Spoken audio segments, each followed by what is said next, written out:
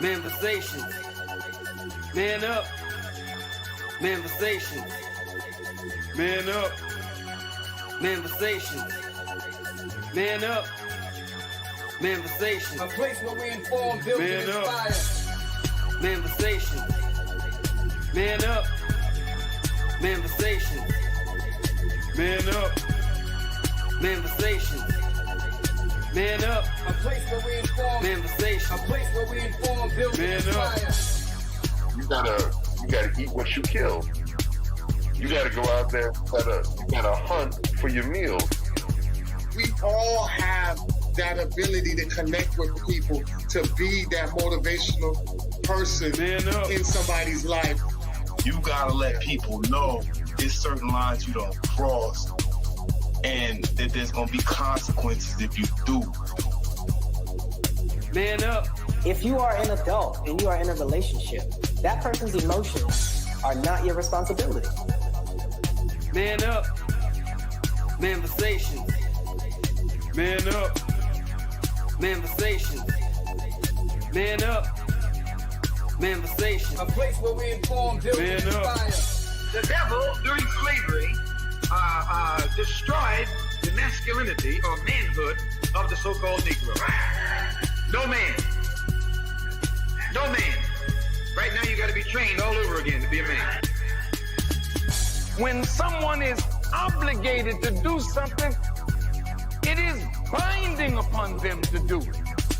And failure to do it causes reaction. Man up. Position make you rich. I don't have that type of richness. My richness is life forever. If that people knew their glorious past, if that people knew their glorious past, if that people knew their glorious past, then they would be more inclined to respect themselves. I'm not saying I'm going to rule the world or I'm going to change the world, but I guarantee that I will spark the brain that will change the world. And that's our job, is to spark somebody else watching us. A place where we inform, build, and inspire. Manifestations. Man up. Manifestations. Man up. Manifestations.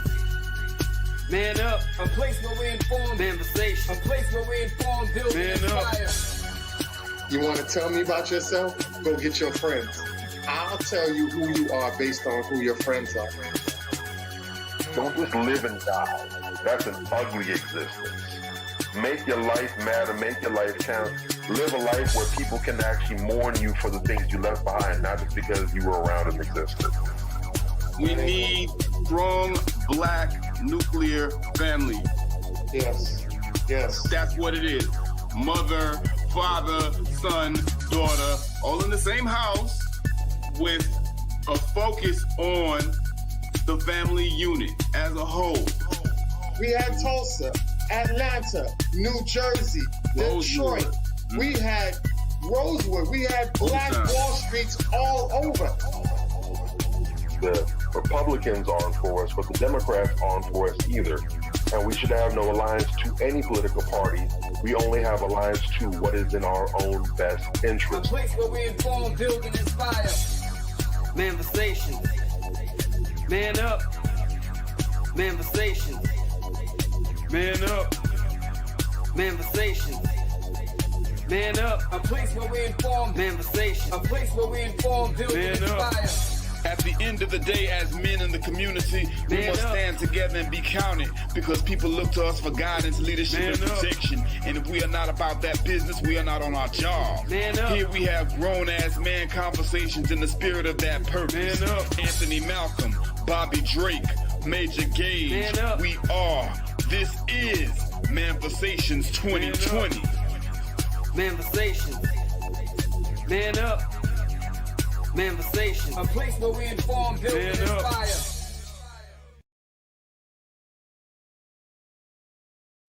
All right, welcome to another fantastic week of Manifestations 2020.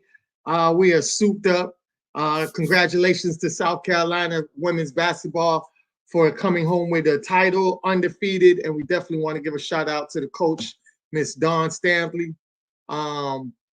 definitely doing her thing, man. Oh man, so You got so the meme phenomenal. up, man. I got the name messed up. You got the meme up. The meme. Oh, I got the meme up. What meme? The meme. The Faison Got Love me- meme. It's blocking. Got me the looking screen. like Faison Love out here.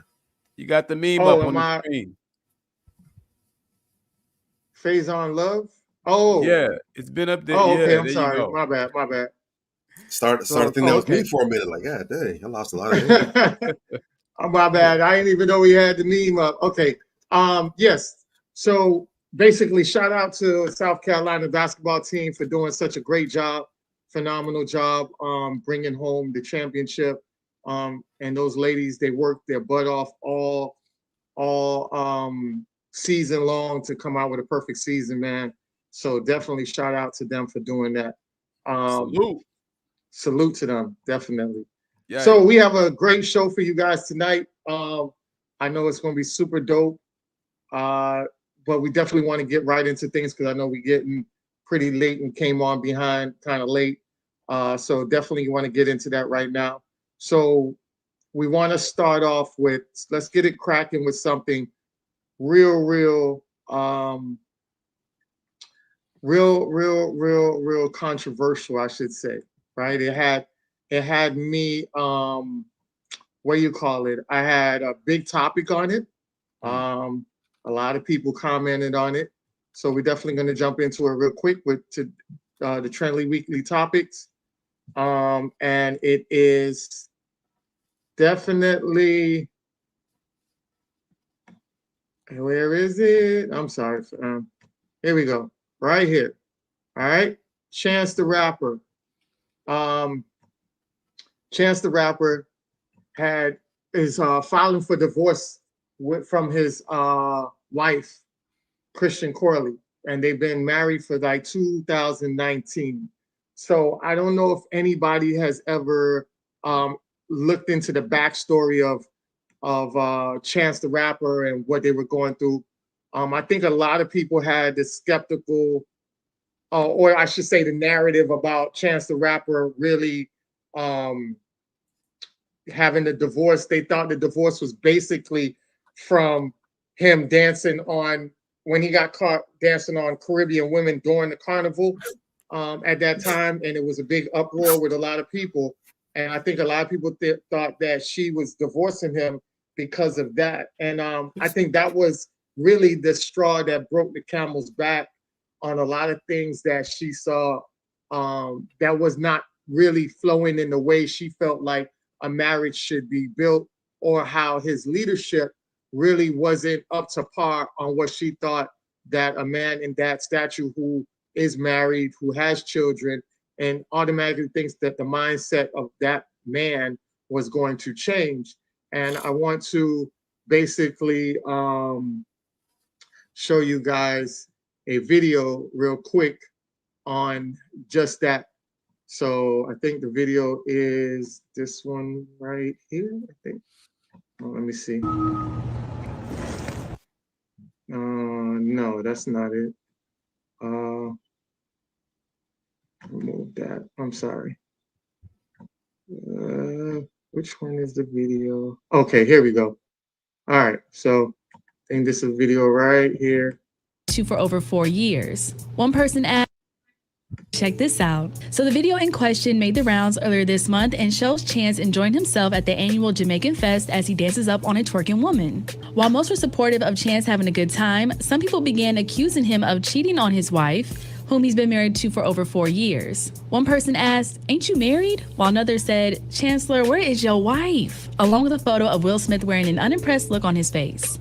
Another person said, so is Chance the Rapper still married? If yes, then bombastic side eye. So on Wednesday, April 26th, his wife took to Instagram and posted what many believe to be a cryptic response to all the criticism, highlighting a quote from Maya Angelou's letter to my daughter that speaks on people refusing to grow up. Most people don't grow up. It's too damn difficult. What happens is most people get older. That's the truth of it. They honor their credit cards. They find parking spaces. They marry. They have the nerve to have children, but they don't grow up. Not really. They get older, but to grow up costs the earth. It means you take responsibility for the time you take up, for the space you occupy. It's serious business, and you find out what it costs us to love loving to lose to daring to fail and maybe even more to succeed. She added in the caption, "I hope one day we all choose to grow up." While it's unclear if she was merely showing an appreciation for the late Maya Angelou's words, the timing is noteworthy due to the scandal, and many were in support of people just letting the situation go. One person said on Twitter, "Chance the Rapper's wife is not going to leave him, and if she does, that's silly." All right, so people are just speculating that she left him based on him dancing up on these Caribbean women. Like I said, I just think that that was a straw that broke the camel's back. And you go through the interviews, you could start to see that there was a lot of issues that she had based on the fact that he was a guy that wasn't really molding into the manhood image of a family man, structured family man. And I think a lot of times people don't realize, they automatically think that you have money and that you just ease into the flow of being that structured man under the household. And a lot of times you get a lot of goofy dudes or a lot of guys that really never had the swag or never had the real means of a man instilling in them the foundations of how it is to be a man, how it is to lead your family, how it is to run a household in a respectable manner. You have a lot of these guys who grew up, they didn't have that guideline. They get a lot of money now, and it's like they're doing everything that they want to do that they never did before. So it's kind of like a grown man living in a childhood. And we've seen that with Michael Jackson. Michael Jackson's his childhood was pretty much depleted because he had to use his childhood to work as hard to set up the stage for him to be that iconic figure. So during that time, he lost his childhood. When he got old and he got money, he started having sleepovers with children and stuff like that. And I think a lot of times he was living his childhood as a grown man, and it got him into some hot water and trouble because of it. When you see a lot of these young guys out here, they get the money and then they start traveling. And the thing about it is, when you get money, especially if you're limited to an area like Detroit, really isn't like California or Florida. Florida or New York. Detroit kind of has a little dingy, dipsy side to it. It's not really known for attractions or anything like that. So when you start getting money and you're touring California, you're touring Florida, you're touring Texas, you're touring these big major cities like New York, you start to see an influx of different calibers of women, different types of women. And then you go overseas, and that's one of the reasons why you have what do they call them again? Passport bros, right? Mm-hmm. One of the reasons why Passport Bros goes overseas, because there's a lot of exotic women out there. So the temptations are very high. Your curiosity kind of go, you're in the flow. Then you have your friends that never been out of there. So you got your friends around you, and they might be single and they might just want to sow their raw oats until they get old enough to want to settle down. But you are already structured, you're settled down, you're married, you have children. So your lifestyle is a little different outside of the box of who you're running with. So sometimes you get caught up into what it is. And I feel like when that happens, a lot of times we don't consider our mate to understand that they're making sacrifices to be home with the children, to make sure that the household is structured like that. While you're out there having and enjoying your time, that's fine. But as men, we have to find that balance. And we make sure that in the process of finding that balance, that we're not disrespectful in the long run as well. And I think they had multiple occasions where he was doing things she felt like at that age, at this lifestyle, with this structure, with me on your arm, protecting you and having your back on that way, and your children is your responsibility. Mentally wise, I need you to be more mature and act the part of a man that is married out here with children, and not carry on as a man that is married but still doing single man stuff.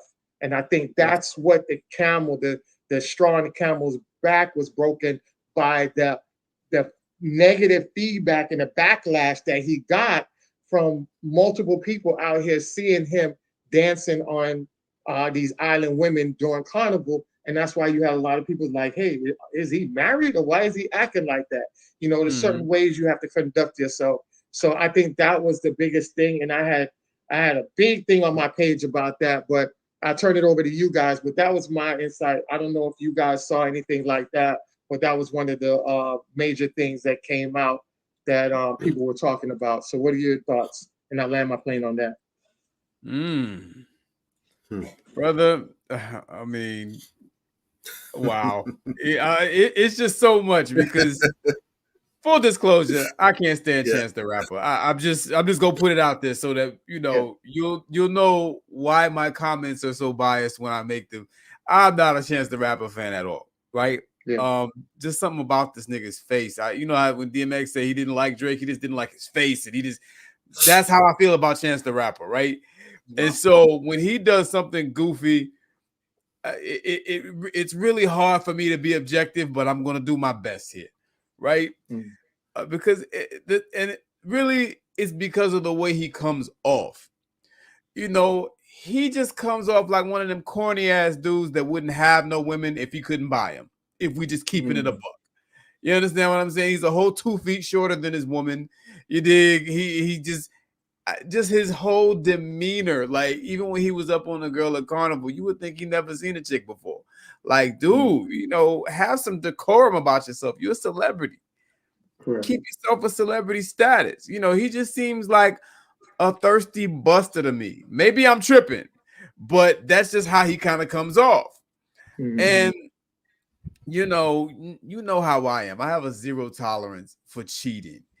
And as far as I'm concerned, embarrassing your significant other in a public setting is about as close to cheating as you can get.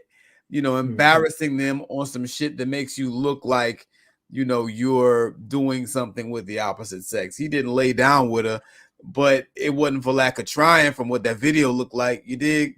You're not supposed to go out there and embarrass your significant other publicly like that. Now, if that were the reason for her to file divorce, that would be kind of lame, I feel. You know what I'm saying? Like you said, it would have to be the straw that broke the camel's back and a series of other things that led up to that, including that. You know what I'm saying? But I do understand the sentiment, being that, bruh, you're married, you have a family, your wife is a person. When she's watching this video, she gonna feel away. You understand? A lot of guys like to be like, oh, well, I'm making the money, and so I can just do whatever I want to do, not considering, how their woman feels. You know what I'm saying? And how she might feel when she sees you take certain action. You didn't have to do that. And it's not like you didn't know who you are and what that imagery would look like, the gravity of that image. See, I'm not going to do what a lot of women do. When they see a woman do something that's sideways or whatever, they make excuses for it.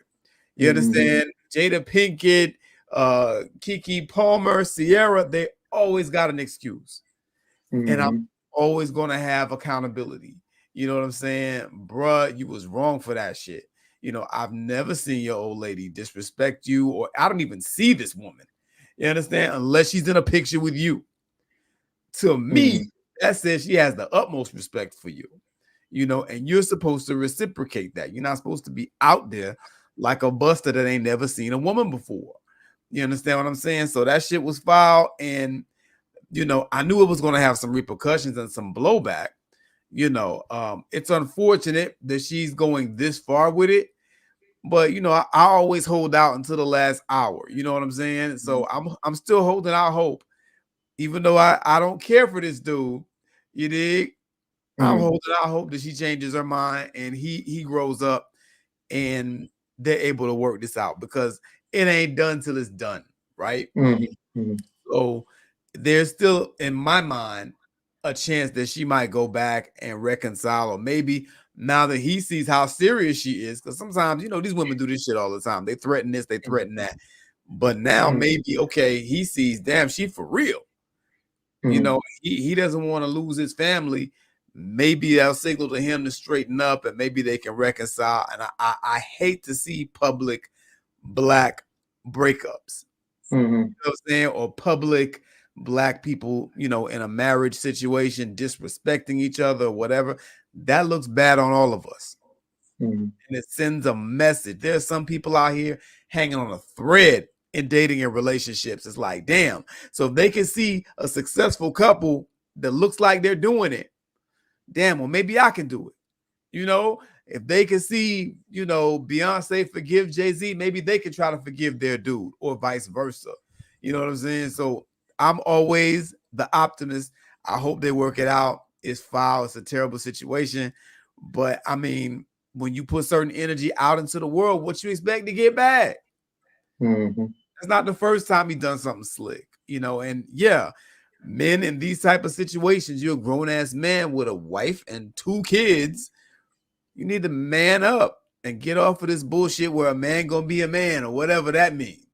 You know, we tend to show loyalty and the utmost respect to everybody, a lot of us, but our woman. That's just the truth. That's just the truth, bro. That's it for Yeah. me. Definitely. Mm. I do want to say that, you know, a lot of people, like you said, accountability, holding the accountability on him. So when I posted it and I said, you know, I hope she finds better, holding him accountable for his actions, because I've known through the interviews that she was talking about this whole growing up thing. It's been subliminally put into context of it through interviews. So right, like I say, to me, by me studying and following it, it seemed like that was the straw that broke the camel's back. It wasn't just that initial thing that really made her want to break up with him. Right. So that's why I said, but then what the people were saying about, oh, you know, it's messed up for her to break up for him because that's culture. And I told people like this, I said, listen, she's American. If I'm not mistaken, she's foundational Black American. I believe she doesn't so. know anything about Caribbean culture. So that's And that ain't not no her excuse. culture. You know what I'm saying? Exactly. Even That's that ain't not- no excuse. It's Caribbean culture. Yeah. Fuck So out of I'm here. like, No. I hear a lot of people talking about Caribbean culture, and I'm like, listen, that's culture. You know what else is culture in the Caribbeans? Mm. Is pedophilia. Pedophilia is culture in the Oh, Caribbeans. wow. Domestic violence is That's kind true. of cultured in the Caribbean. Yeah. You know what I'm saying? So you can't sit back and say culture out of disrespect for one aspect of it and normalize that. That's disrespecting your partner. If you're married, you shouldn't be dancing on other women. You know what I'm Right. saying? But And when Chance you the Rapper use it- ain't no damn Caribbean dude. yeah, Bob so Rat. that's what I'm saying. So that's what I'm saying. Like, you can't use the culture. When I saw people using the culture, it was just another way of deflecting from accountability. And that's what kind of, and I ain't even go in deep on that whole, you know, the pedophilia and the domestic violence that's heavily rampant in these Caribbean countries. You know, we got grown ass men preying on schoolgirls, even police officers that be preying on schoolgirls. You know what I'm saying? And it's normalized. You feel me? Now, we don't want to talk about culture, because when we get into that, then y'all start to back off because y'all don't want to accept that part of the degenerate culture as well. So I just wanted to add that in. But go ahead, Bobby. I'll land my plane on that.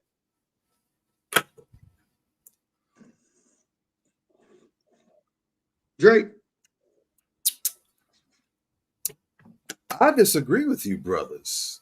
Okay. Okay. I don't think that dancing and such had anything to do with the issues that are happening. Can't be. As I recall, didn't we have the same issue a little who was it? The names I can't remember. Was it Mimi, Nene Nene? Oh, Kiki Palmer. Yeah. Yeah, she had her whole little entanglement snafu. Right. I see what you did okay. there. I see what you did there. And it was somebody, I can't remember his name. Was it hall monitor, pall bearer, safety patrol, Usher, Mr. Usher, Mr. Usher Raymond III. Yeah, that's who it was with. They had a whole little, televised thing, and it wasn't any cultural occasion, he was all up on her, touching on the face, serenading her on. Yeah. And when he expressed an issue with that, he was told he was being insecure. He was controlling. How about that? So that can't be why, because we were told that when Keke Palmer was getting down in this manner, way more intimate than this, that there was nothing wrong. He was the problem for having a problem. So if so, shame on her. But this happened after that too. Who's this person? I should have had a V8. Need some beet juice or some blueberry juice or something. Who was the person?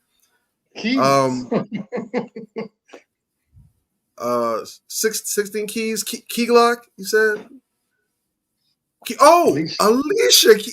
How about that? With Mr. Usher Raymond. Look at this man keep on getting all these shenanigans. Yeah, Usher again. And we were told that there's nothing wrong with that. They're performers, they're professional. Yeah. We were told nothing to see here again. How about that? So when it's the ladies getting down, when they're having their girls' time or girls' shenanigans, whether they're girls' trips, where they're doing all kind of things that we might raise the eye at, we're told that there's nothing to see here. It's all in your mind. You're paranoid. You're just being toxic and controlling. She has to have a life outside of you. We're told these things. Right. But Mr. Chance the Rapper goes to Jamaica or Toronto or Trinidad and Tobago or wherever there's a carnival type of bashment going on, where that is a known cultural celebration where this kind of thing does go on.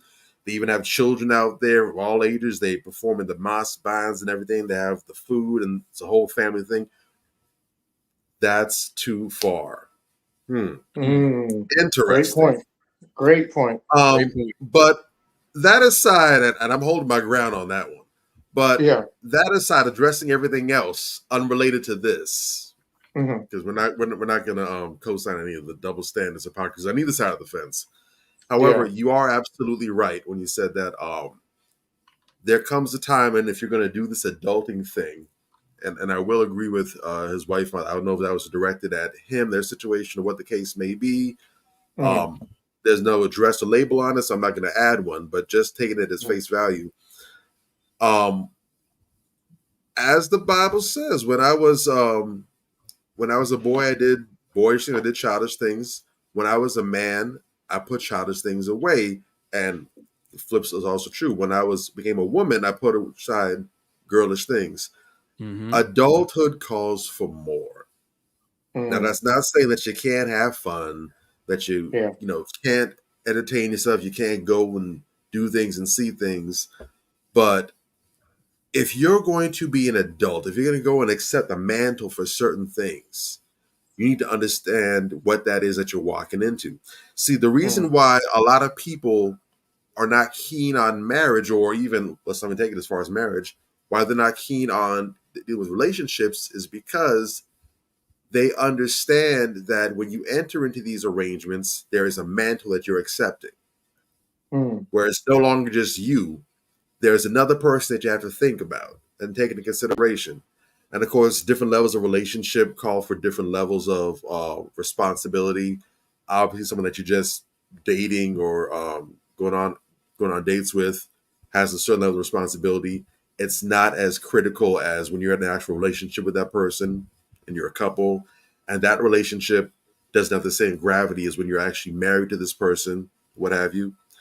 And even whether you are married or not married or with this person, even if you're parents of the same child, there's a certain mantle that comes with that as well too. There's a certain way that you carry yourself. There's certain things that you should and should not say about your child's other parent in front of your child, outside of your child, or whatever. Yeah, there's respect, right? So there's a way to carry and conduct yourself. I at least appreciate and have respect for the people that acknowledge those things and say, because of that, I don't want to do such and such. I don't want to be a husband. I don't want to be a wife. I don't want to be a girlfriend or boyfriend. I just want to date. I just want to do my thing. I have respect, and I tip my hat to those individuals that peep that and say, because I recognize this, I'm not ready for this. I don't want to do this. And so they don't get involved in that. They leave that to the side. Fair. My beef is with people that go ahead, they sign on the dotted line. No one held a gun to their head. No one blackmailed them. No one strong-armed them. There was no chicanery or trickery or deception involved. And now after they've already went ahead and made the agreement, made the arrangement, they want to welch on the deal. I have a problem with people who lack integrity, and I have a problem with people who do not honor their word and their agreement. Things change. Things happen sometimes. But you adjust and adapt accordingly. But if you make the deal, you say, this is what I solemnly swear this, I make a vow on this, that, and the third, or whatever, own that. Yeah. If you jump the gun, sucks. But you know what? Hold your word. There was a time when people complain, funny enough, now with all these laws we have now in the courts, certain places, you have people in and out of court all the time for the smallest things. They purposely go and make deals and arrangements with people and break them just so they can go ahead and do what they want to do when they didn't have to make the deal in the first place. Honor your deals. Honor your arrangement. The reason why contracts are even a thing, people talk about marriage is just a piece of paper stuff. The reason why we have contracts now and all kinds of legal provisions for punishment when people break them is because there was a time when you didn't have to do that. You gave your word on something, and if Anthony gave his word he was going to do such and such, if Major said, I made this pledge, I owe you this in exchange for this, whatever, even if the person got screwed or gypped or played in the process, because they gave their word, they're like, you know what? I'm taking an L. I got deceived, I got tricked, but you know what? Because my word is on the line, because my family's honor, my honor is on the line, I'm going to hold my end of the bargain, even if this person played me, or even if I don't like the outcome. Nowadays, people will promise you something on the life of their firstborn child, and in the same second, they go back and welch on the deal.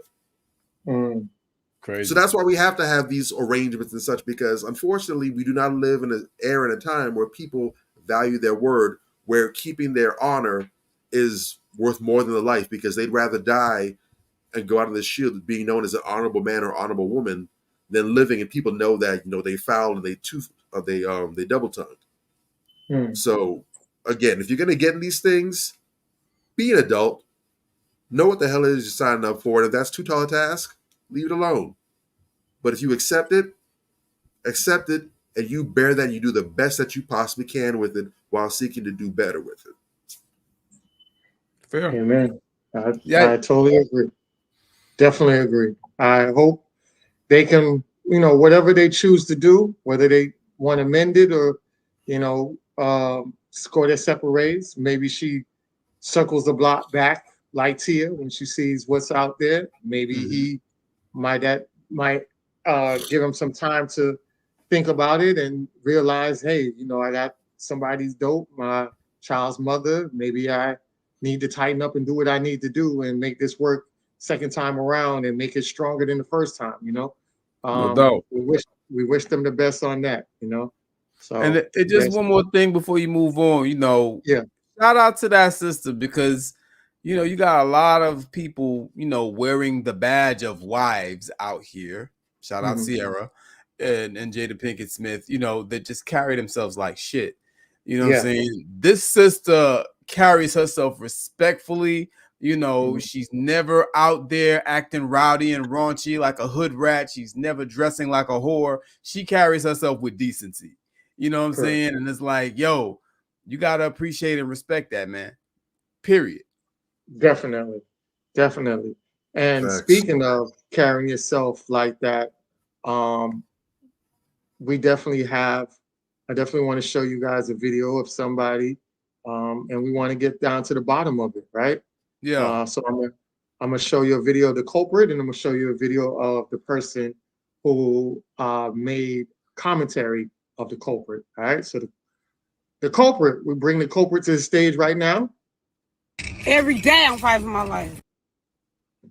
So look, so this school put me, I came up here, got you, try to talk to the kids, get in the water today, they gonna put me on me. Tell me I smell like weed, watch this. I don't give a about making this job hard. My job hard. Every day I'm fighting for my life. Every day. trust me. I'm coming back around that.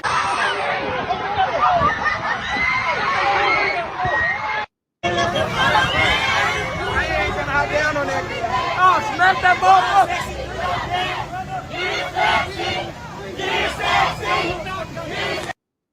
So look, so this school put me, I came up here, got you. All right, and then we got the Agree, I don't care. A lot of these new age artists, these new age adults are exactly why I'm afraid to have kids. Because they want to be the kids. Like, the grandma's the baby. Currently going viral on Twitter right now because I had retweeted a post where Sexy Red was mad because she couldn't go and perform or speak at a school. And I said that I've been telling y'all her target audience is kids. Because it is. That's what I believe. That's what I see with this shit. You don't got to agree. I don't care. A lot of these new age artists target kids with very hypersexual and explicit content. I feel like my point is proven seeing that she's mad she can't go into a fucking school. Because why, as an adult entertainer whose music is on the verge of erotica, would you even think it's appropriate for you to show up at a school and then show up like that? Smelling like marijuana with your cleavage hanging out. Baby, you wouldn't even be able to go visit your baby daddy in prison looking like that. But that's how you show up for the kids. Okay. 2, why would adults even think it is morally right to book a fucking Sexy Red to come speak to kids? From the teachers to the fucking superintendent to, why would y'all think that's acceptable? The adults of this generation do not want to protect children. They just want to exploit them. Y'all don't see black kids as kids. You don't see black children as children. This is why y'all in my comments in my last videos mad at me because I don't agree with an 18-year-old being a 304. The amount of adults in my comments trying to justify this shit is just like blowing my mind. Somebody said, well, adults love sexy, kids love sex. What adult is condoning their child listening to Sexy Red? Even I had to sneak to listen to Kaya.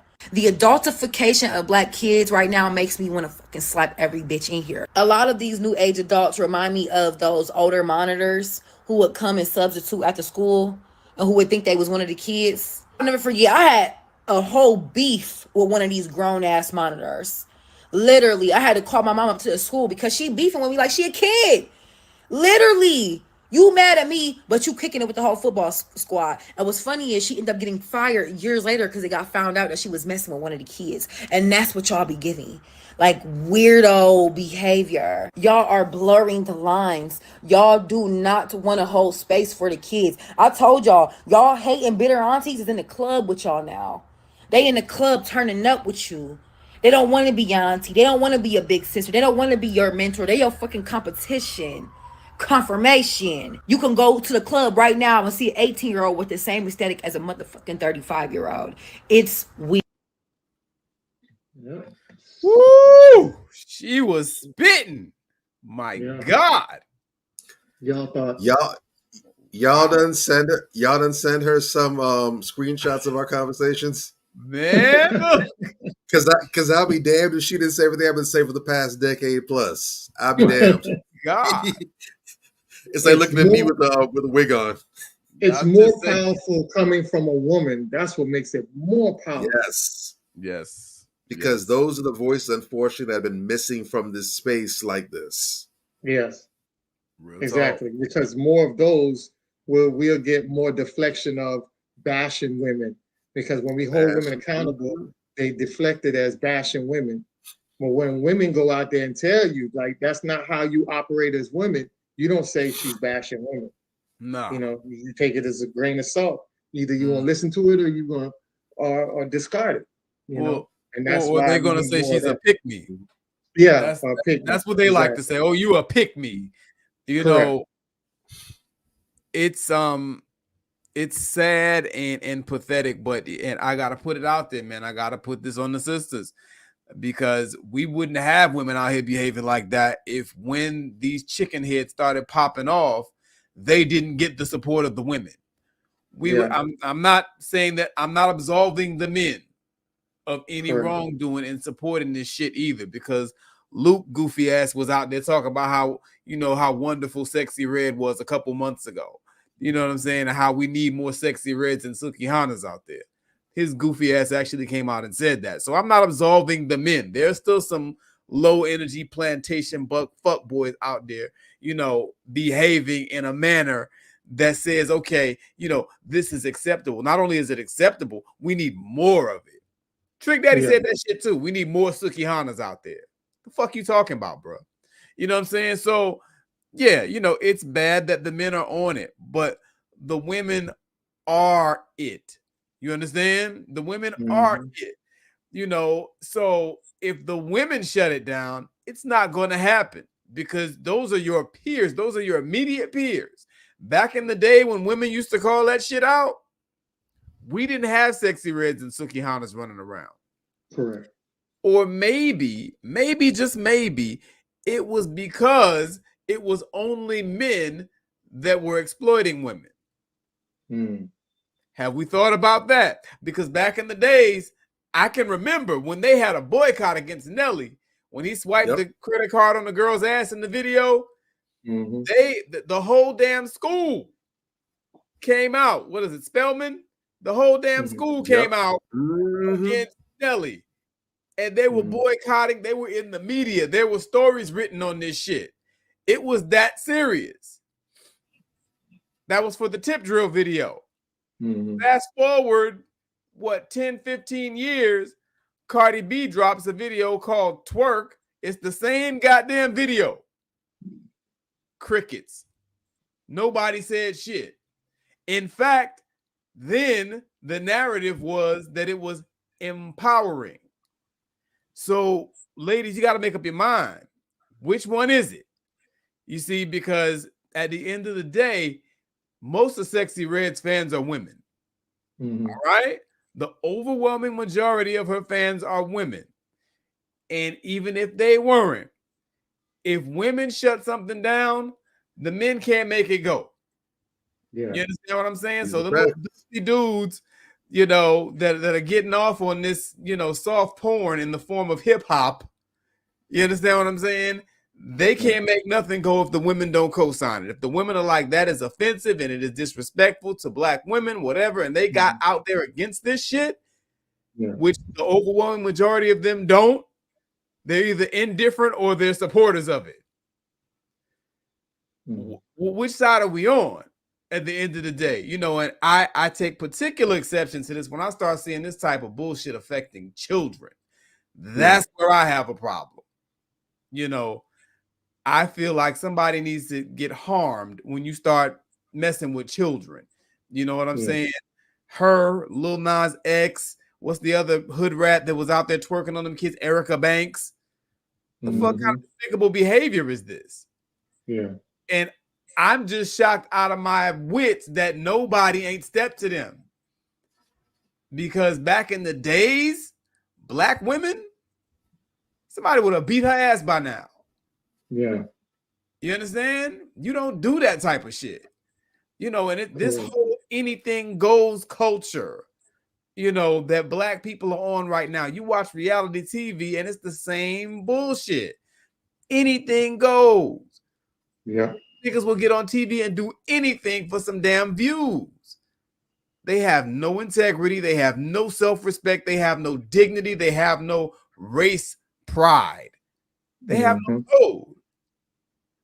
So, yeah, we got a long way to go and we allowing shit like that to happen as a race. For me, bruh, real talk, if I'm at that school, I'm calling the police. We got this bitch sexualizing herself in front of kids. Come lock her ass up. Real talk. You understand what I'm saying? I'm not the one to call police on no black person, but I mean, the alternative is to sit by and watch the destruction of the community and not have done anything. And that's not some shit that I'll ever do. But then again, I'm a real black person that cares about their community. Some of y'all motherfuckers ain't. Like Tupac would say, which side are you on? And I'll land my plane. Well said. Well said. You know, similarly, I recall about let's see, this is 2024. This probably was about maybe a decade ago or possibly a dozen years ago. I remember when Mr. Juicy J of 3 6 Mafia fame dropped that hit song is. Yeah, the hit song is a huge record. I know it was killing Miami. It was blowing up all across the country. It was blowing up the radio station for years and years. Still gets a lot of love when it comes on now.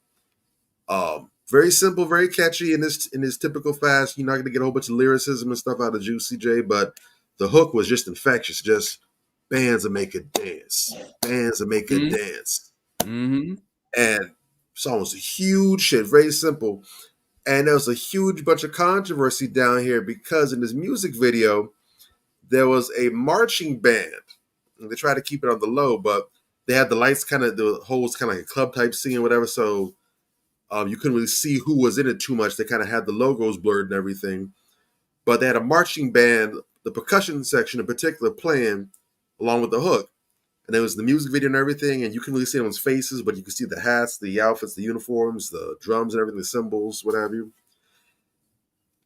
And it came out that he filmed the video down here in Miami, and he did it with a local high school band. So, this was internet days. It wasn't quite where it is now, but even back then, had the world's greatest investigators on internet back then.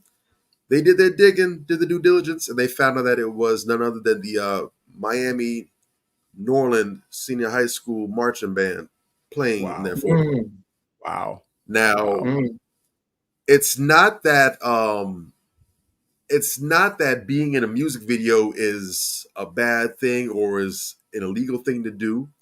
There have been bands and schools that have been featured in music videos in other places in the past for different artists, what have you. It's happened in different places. However, because this is a public school organization, public school club, in order to have the likeness, the image, and the association of the group in your media imprint, it's the same thing as if you have like a media day at school, whatever, or they be filming in school, have the kids sign waivers or whatever. People sign waivers. If you don't sign a waiver, you can't be on film. The reverse is also true. In order for this organization with our face, our image, our likeness to be featured, there has to be approval from administration in the school. And then on top of that, there has to be approval from the school board as well, giving their blessing for them to go ahead.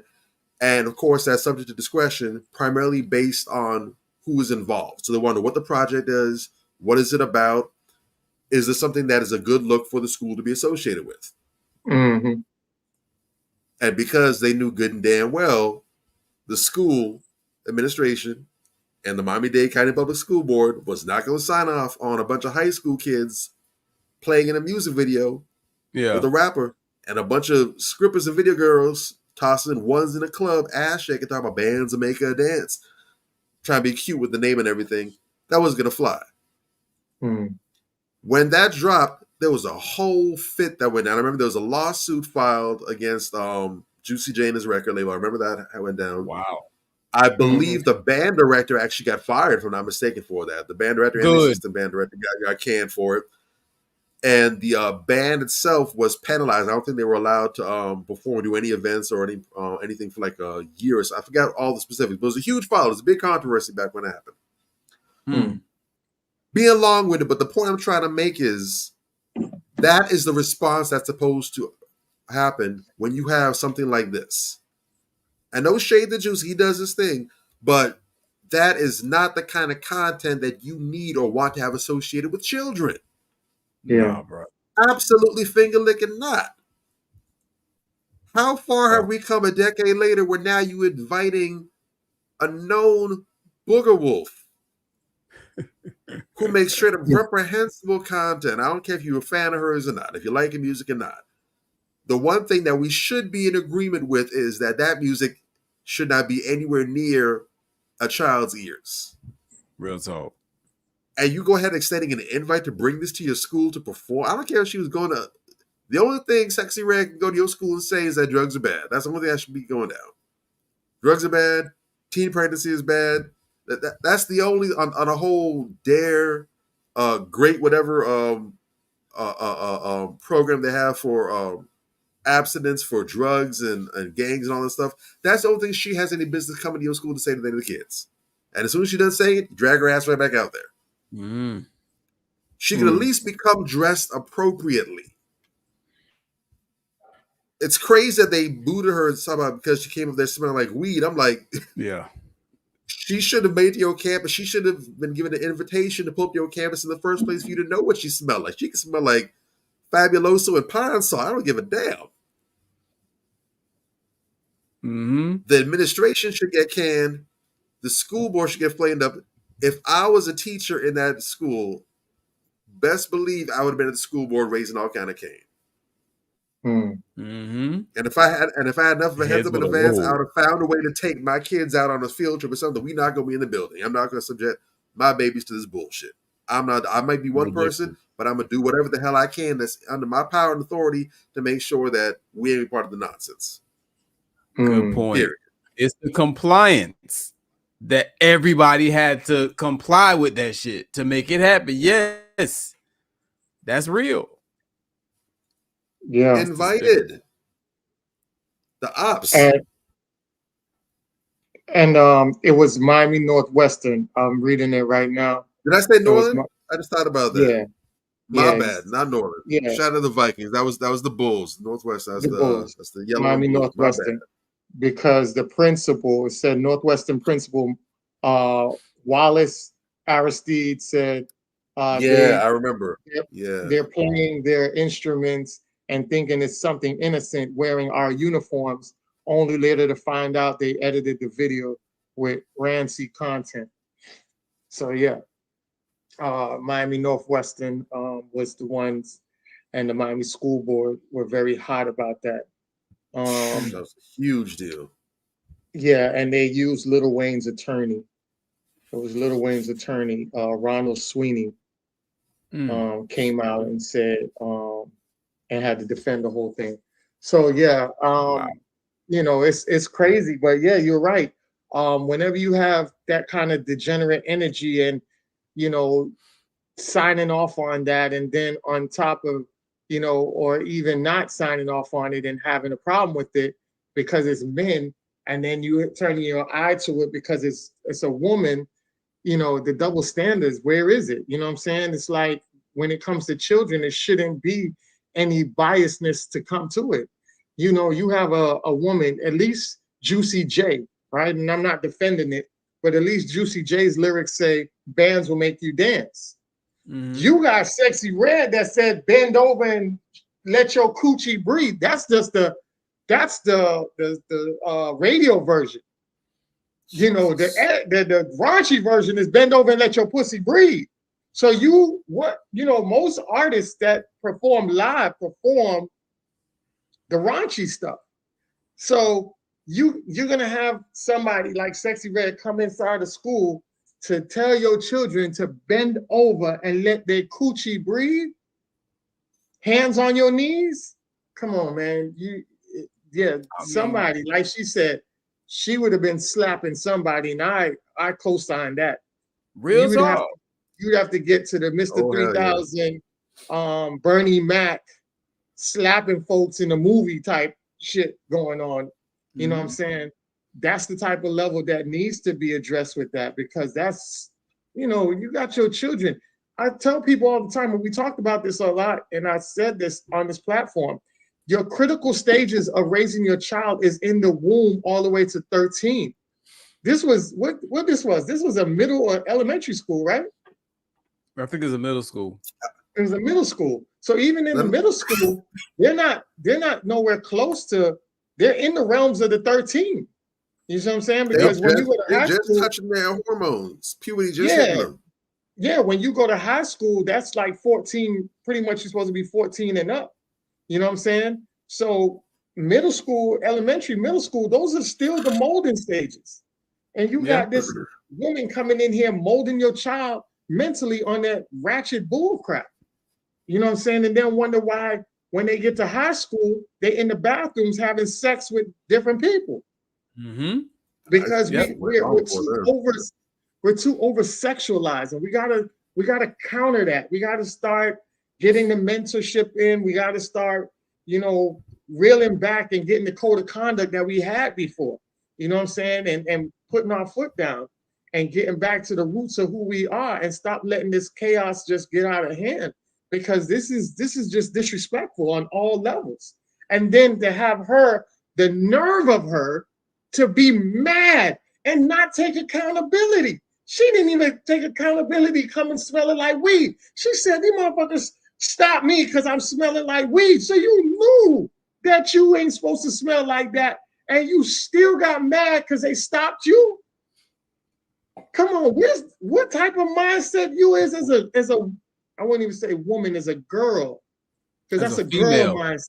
Not even a girl, a female. You know what I'm saying? Like, that's not even a woman's mindset. Woman would take responsibility and say, you know what? I screwed up. I really messed up. I want to apologize to everybody out here. I messed up. You got mad at them for stopping you because you smell like weed. And guess what? If that was a guy, and I'm going to put this out here, if that was a guy that came to a school smelling like weed, you don't think he'll be locked up? Because remember, school has a drug-free zone over what, 500 feet? I think with guns, it's 2,000. Mm-hmm. Yeah, that's an easy probable cause stop for any law enforcement officer. Yeah. You so why smell like wasn't marijuana? So now we're gonna pat down and search everybody in your entourage and your crew. Yeah. And you got a vehicle on the premises, we're gonna check the vehicle too. Right. Exactly. I'm pretty sure if it was some men, police would have been, and you have police on school property. Depending on the school property, they normally have school police there. Yep. Result. You see what I'm saying? So it's actually a bigger picture than what is being displayed. That's a big problem, and everybody's sweeping it under the rug. And that's acting the like problem. it's normal. Yeah. Acting like it's normal. And that's a straight problem. And I want to say, speaking on that, when you entertain that type of behavior, guess what? These young girls grow up, and this is what they act like when they grow up. And this is sad. Let me out. I'm talking to all of y'all. Okay, come on.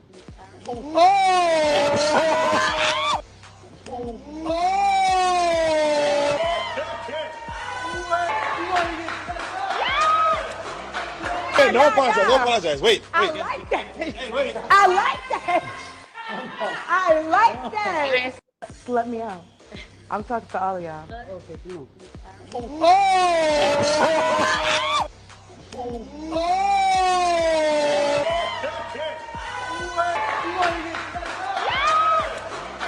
Hey, don't apologize. Don't apologize. Wait. I like that. You see what I'm saying? I wish you didn't replay because I missed the first part. I just saw. I thought he was putting hands on. I didn't hear the first part. I wish I did hear the first part. You want me to play? No. It's okay. It's okay. Oh, okay. Seeing it twice was 3 times too many. So you have these type of women that come up here and they do that type of thing. And I want to play this video real quickly, and then we can go back to talking about that. And isn't doing right. You know why? When she gonna start making videos about men and what men ain't doing right? All her videos is to down talk women and to bash women. No.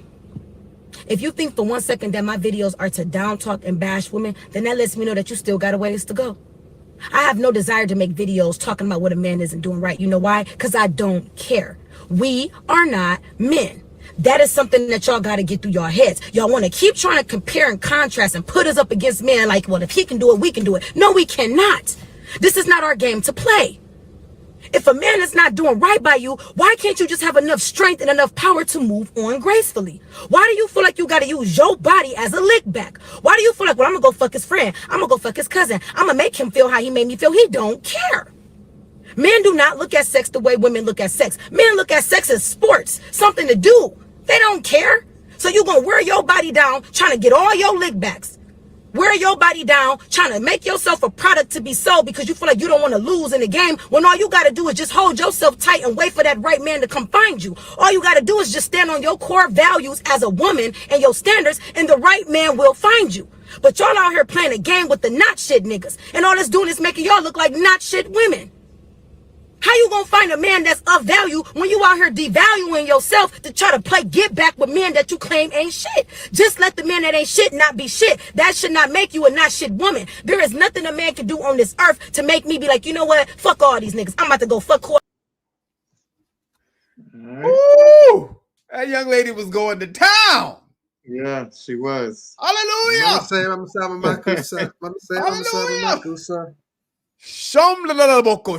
Nick, hold on. He probably did spit on her also. I wouldn't doubt it. Oh, I don't even want to consider that. Oh my God. That video, and you know what? That shows the contrast. Because in that first video, you have a low-level hood rat, gutter trash female. You know what I'm saying? In this second video, you have a knowledgeable, intelligent sister trying to give these morons some game, and she's explaining how they're attacking her for trying to correct their despicable behavior. So at the end of the day, what I took from those two videos juxtaposed to one another is to make sure, men, when we're out here, that we are mindful of the spectrum. You dig? You can go from queen to roundaway hood monkey in 0.5 seconds. You understand what I'm saying? Like, real talk. And you can't treat them the same. You can't interact with them the same. You can't have, your energy must change when you're around these different levels of women. I met a chick like that back in the day. You know, I forget the chick's name, but I ran out of there as fast as I could because she was like, yeah, you know, I like you. I think you this. I think you that. But, you know, you too nice. And I mean, I'd heard that before, but I didn't understand what it meant when she said it until she explained it. She's like, you just too nice. I'm like, okay, well, what do you mean? I always get a verification when I hear some shit that sounds a little off. She's like, you know, for me, you got to hit me. And I'm like, what do you mean I got to hit you? Like, you got to hit me. You got to put me in my place. You got to slap me. Or even punch me. I like that shit. Bitch, look, I don't call women bitch. Like, I really like don't. a BT movie. But yo, okay. Listen, that's some Tyler Perry shit. You know what I'm saying? BT Films presents Major Gage, God. the Prison Song sequel. Major, they'll call it Major's lyric. Bruh. I'm looking at this chick like she got 3 heads. Like, you ain't gonna have my ass caught up in no domestic violence case. What's wrong with you? No. Major Turner. Real. This is the type of trash you have out here, though, man. Real talk. They're so damaged, a lot of them, that they literally expect this type of shit, and they get to the point where they crave it. They like it. It turns them on when somebody physically harms them.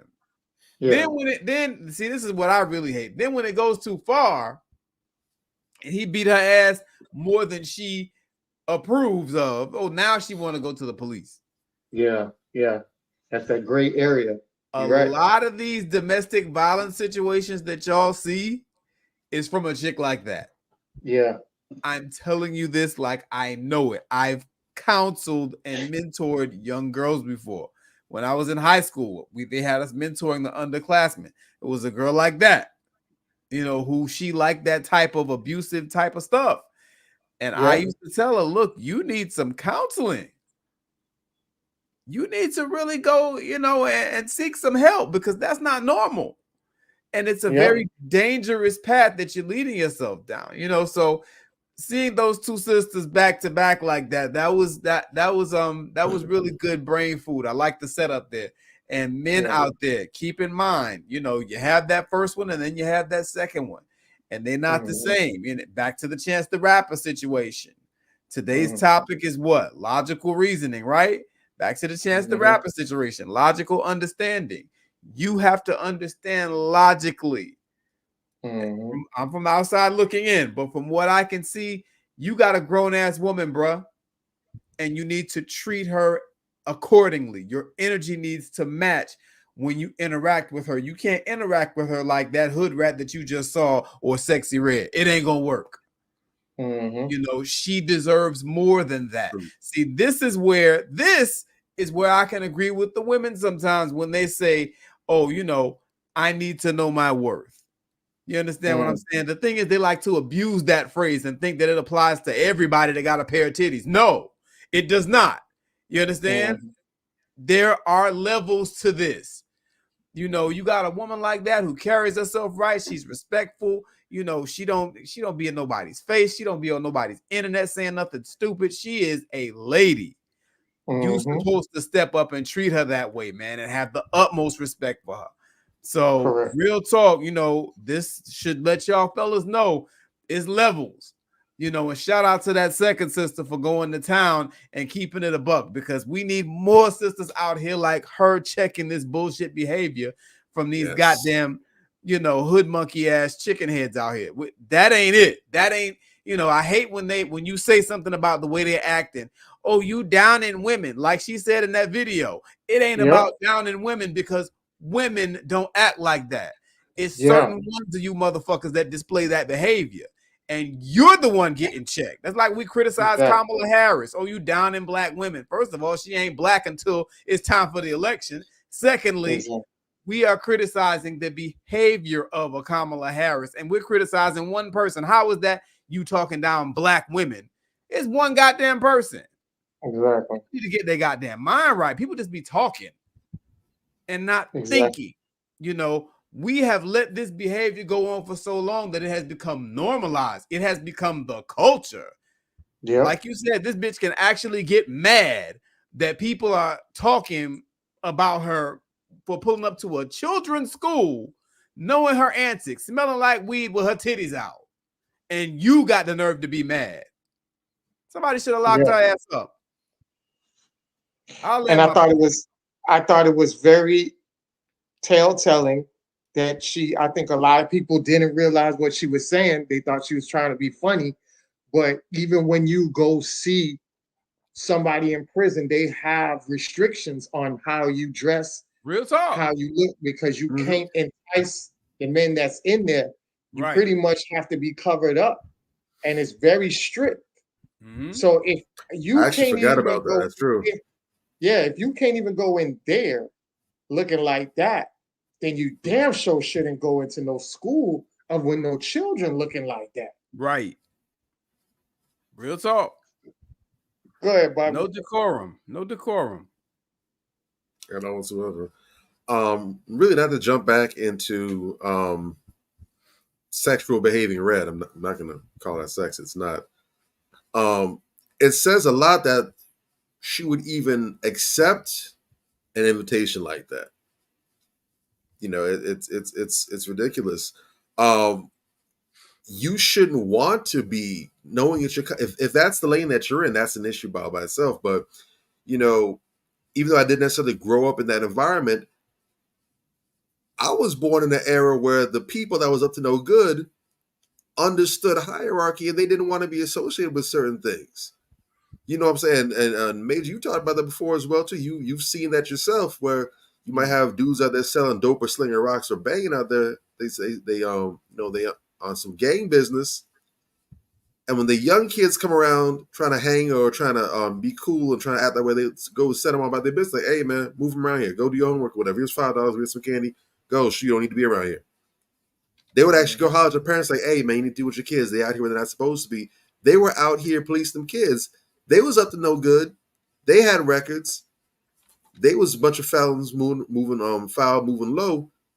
But at the same time, they didn't want to see any children get caught up in that nonsense. They recognize, hey, this is rated R. This ain't for kids. Go do something else. Go find you some toys to play with. Whatever. Nowadays, you got the degenerates. They want to be up and around the children. They want to have that influence. shoot, I even remember when and I think there's some controversy about that in the low, but really he himself brought it to light. There's some confusion when The Weeknd got nominated for a Nickelodeon Kids' Choice Awards, and that's actually funny as hell considering what came out about Nickelodeon recently. But he went ahead and he put him on blast in that song Reminder. He put him on blast for nominating because he's like, look, man, I don't make no kid-friendly music. I don't make no now that's what I call music or kids Bob Jones. I don't make no family-friendly music. I make songs about popping pills, doing dope, smashing hoes, being in the club, blowing money. There's nothing about what I do that's Teen Choice Award friendly. What the hell you nominating me for this for? What's wrong with you? Again, doesn't want the association. So it says a lot that a person that's in that lane would want to have access to children, want to be around them, like there's some kind of role model or example or someone that the children should take heed to. Like you said, who is the target audience? That says it all. Right. But as for the other two sisters, it's a tale of two cities right there. You got the crack house, and then you got the presidential palace. That's exactly where you at. And the funny thing is, just based on the way they speak and conduct themselves, I'm not talking about any accents they may or may not have, any tones, or even the vocabulary usage, but just the way they speak and the way they conduct themselves. They could be identical twins in terms of their physical aesthetics, and yet their behavior and attitude and mindset could make so like you're looking at two completely different human beings. You can't even recognize them as being related. And when you have one, you can't mix it. That's as much of a light and dark situation as you can get. Light and dark ain't blending, they mix it. And I heard the first one, I was like, oh, this is irritating. As soon as the second sister came on, it was like, oh, it's like spring cleaning. Like, ooh, it's fresh air in here. That's a breeze blowing. Oh my God. The floors are clean. They're not sticky anymore. Wow. Ooh, I haven't seen that sliding door, gloss like that in a minute. Complete night and day, change the atmosphere completely. How about that? But like she said, we have these women, and I've spoken about this on here before as well too. We talked about this. We have far too many women that really want to be men. Yep. They have completely shelved, if they haven't just outright tossed aside their femininity and their womanhood. They want to be men. They want to have dicks like men. They want to have pissing contests. They want to pull it out. They want to whip it out in the bathroom stall, have a pissing contest. My Johnson is longer than yours, thicker than yours. I can pee harder than you for longer than you. I'm just a better man than you all around. That's what they're trying to do. Like you said, you're not competing against other women, or better yet, competing with yourself. You're out here trying to compete against men. And not just men. And again, because it gets even deeper, it's not even men you're competing against. You're not trying to compete against the best and the most upright men. You're competing with the lowest of the low, the bottom feeding men. Yes. The little dregs at the bottom of the septic tank where all the solids is at. That's what you're trying to compete with. So even in your aspirations to be like men, you're not shooting for the cream of the crop. You're shooting for the sludge at the bottom of the dumpster. That says an awful lot about you. Your mentality. It's not even enough for you to be backwards. You upside down too. You are as off as possible, trying to hit every single point.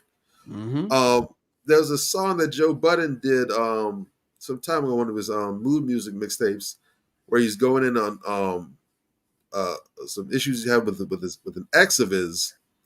And there's a line that he said that just always stuck with me because, it's just telling, but it's how a lot of women seem to think. He was going and talking about, I guess there was a time, I don't know whether it's real or just for the song purposes, but how she went and cheated with someone to get back at him. And he was like, that didn't phase me. He's like, that dick was inserted in you. How can it pay me back? These are things that you do into yourself. Wow, that's heavy. But you're trying to spite somebody. You're literally cutting off your own nose to spite somebody else. You hold on the burning hot coal, burning yourself. Talking about you're going to throw it at this other person.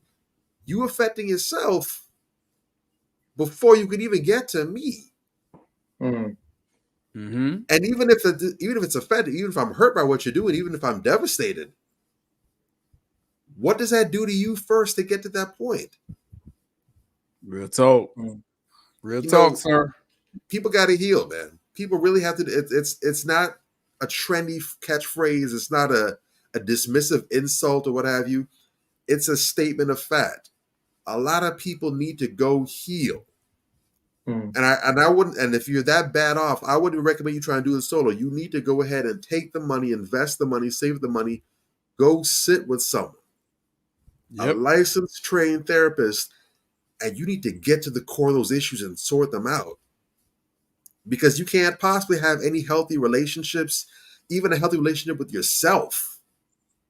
Agreed. You shouldn't even be able to trust your own self with making decisions for yourself until you do that. Because if the source of your decision making is jacked up, how can you expect anything that comes out of there? The way you behave, talk, think, move. How can you expect anything to come out properly? You shouldn't be able to trust yourself. You need an adult chaperone for real. Go see somebody, get help, because you want to talk about knowing your worth? If you know your worth, you will go and seek help. How about that? Knowing your worth isn't, I need a 6-figure man who's such and such. That's not knowing your worth. Knowing your worth is saying, I need to go and see a therapist so I can love me genuinely, so I can be the best version of myself, so I can have something worth loving. Because what I got right now, I got some pocket change. I need to actually get to $2, $3, $4, $5, $12 first before I can start talking about value. Because right now, there's not much to value. I need to get myself to a place where there's something there. Yeah. You ever notice too with that phrase, know your worth? It almost always only comes up with women when it's related to money.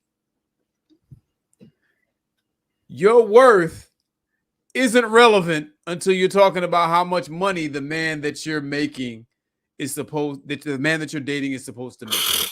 That's the only time that your worth is important. What about your worth regarding not having children out of wedlock? Oh, did I say that out loud? Because at the end of the day, there's this whole conversation where, people are shitting on single mothers, and people are mad that people are shitting on single mothers, and people are getting upset that people don't want to date single mothers. But at the end of the day, ladies, you're the ones that allow somebody to make you a single mother. I'm not excusing the guys for doing it. You understand what I'm saying? I feel that men need to, step up and be more selective about the women that they bed and have children with. But at the end of the day, like you say, it's your body, your choice, right? Or that only applies when you want to have an abortion. Don't get me started. Don't get me started. I just had to throw that in there because that phrase makes my head explode. You only hear that shit when it has to do with her selecting a guy who makes a lot of money. Oh, I know my worth. But everything else, you're content with behaving like a worthless whore. What's up with that? In fact, it's in a materialistic sense as well, too. Yeah, that's what I'm saying. That's the only time it's rarely. I've heard it applied in other situations, but rarely. Like for every one time I hear it mentioned in that context, I hear it 19, 20, 30 times in the other context. Always about money. The nice place that he has to take me for a dinner, how much money he has to make. Oh, I can't believe you just bought me this teddy bear as a gift. You need to do better. I just saw a video with some hood rat saying that. It's never in the capacity of you need to treat me with more respect. It's never that. It's never you need to have some integrity when we speak to each other, when we interact with each other. We need to communicate on a level where we're talking based on mutual interest and respect. It's never that. Correct. I'm just saying, and this is of course not all women, because I know somebody's going to say that. We know it's not all women. You know, it doesn't have to be all. If it's enough, it's a problem. Not all the Germans were Nazis. God damn it, was it enough of them that were Nazis for it to be a problem? All right, then shut up with that shit. Let's keep it a buck. Let's speak what it is. That's all I'm saying. You know, ladies, you gotta have some real standards about yourself, because at the end of the day, when these women, you know, are so upset with the situation that they're in, it really boils down to them not having any standards. And then they'll turn right around and tell you about how much they know they're worth. And they're not going to lower their standards, but your entire life you have lowered your standards. Help me, help you. Goddamn. I'm glad you brought that up, because now that segues into I want to show two videos. Okay. I want to show the first video to set up the second video. All right. The second video is very controversial video. We might have a agree to disagree moment, but it goes back to standards. You know, I don't know how you guys might feel about it, but I know when I saw the post, I saw the mixed comments on this. So I know this is going to be something very interesting to break down on a logical understanding level. Let me play the first video to set up the second video. All right. Yeah. I'm a dyke. I don't have to pump the gas. We both girls.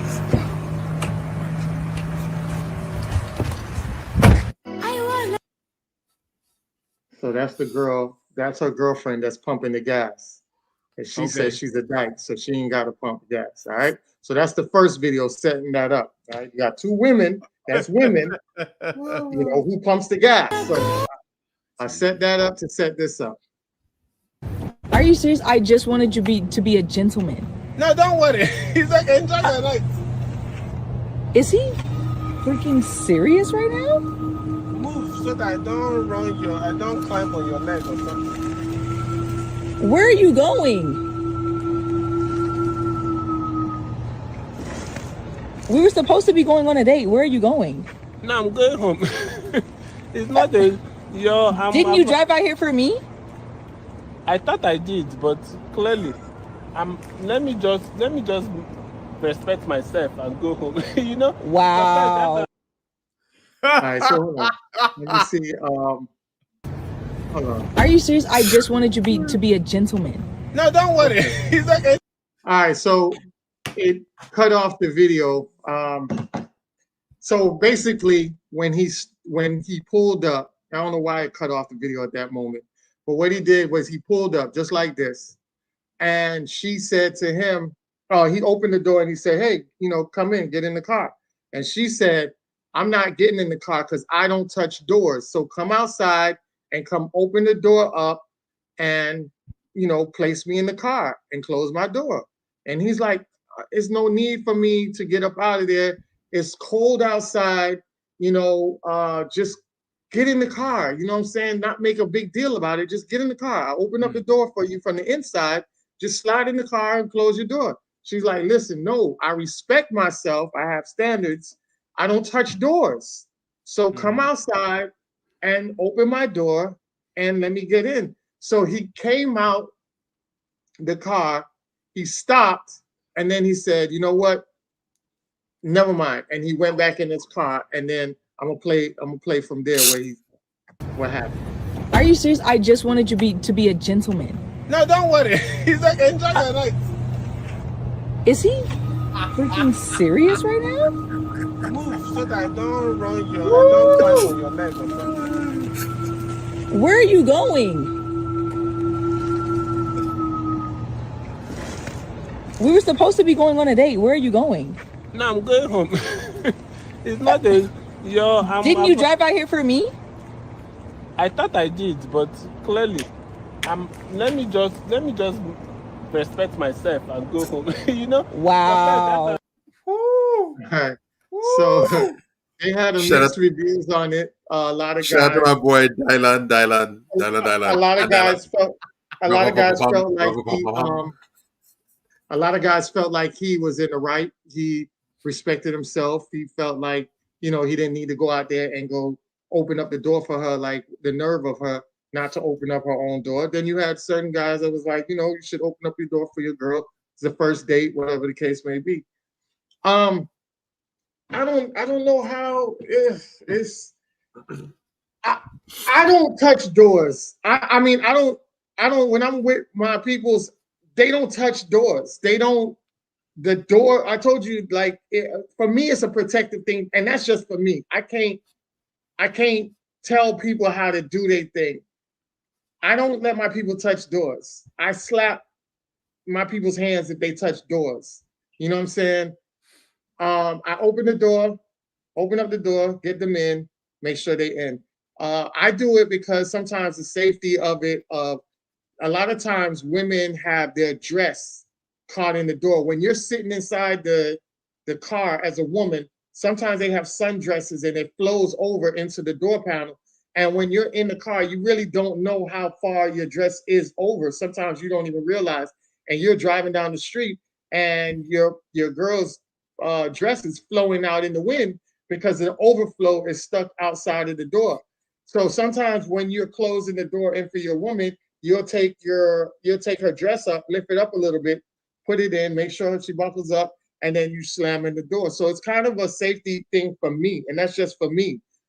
Even when I told you guys about going into the restaurant, I opened the door because the force of a man pushing the door open for probably his woman, that force might knock my peoples down. So I'd rather take the counter force because I know how to counter that force if a man comes out in that realm. So it's more of a protection for me. Mm-hmm. On the flip side of it, I felt like it wasn't really that serious for a woman. If you're on a first date, he says he's willing to pay for the whole date. Just, you know, open the door, get in the car, see how the date runs. If you go to the restaurant and he doesn't open up the door for you there, or you leave in the restaurant and he doesn't put you back in the car, then you can be like, you know what? I'm not going on a second date with you. I like a man to court me from start to finish. I can be cool with that. But I felt like prematurely, you didn't really see what the entire date was or felt him entirely to know what type of man he was for the whole evening. It could have just been like that one incident where he just didn't feel like jumping out and opening the door, then to jump back in.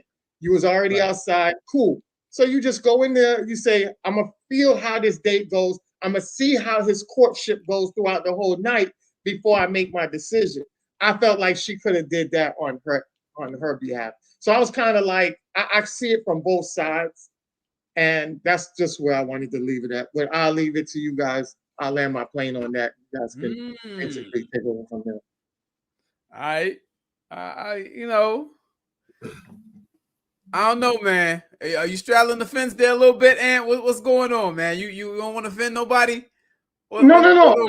Listen, I'm not knocking Buddy for what he felt like he want to respect himself. Hey, I feel like if he said he's gonna pay for the date. If he felt like that's a little too much for him, I cannot control how he feels. He has every right to say what, because, you know, like I said, she should have just went on the date and see if his courtship went throughout the date.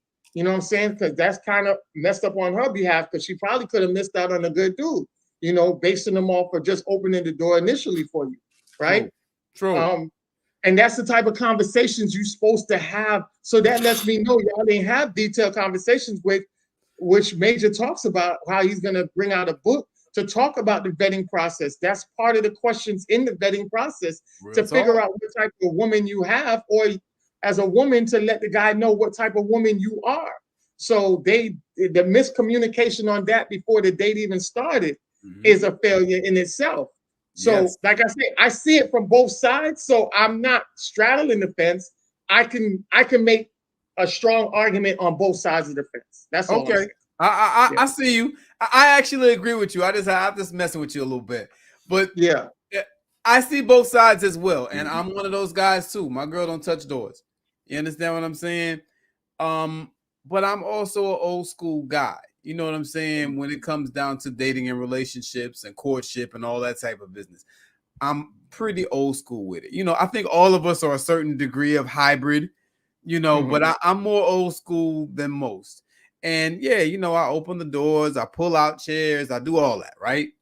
Yeah. And I just feel like there are certain things that as a man you are supposed to do. If you think enough of this woman to want to date her, you're supposed to initiate the date. You're supposed to ask her out.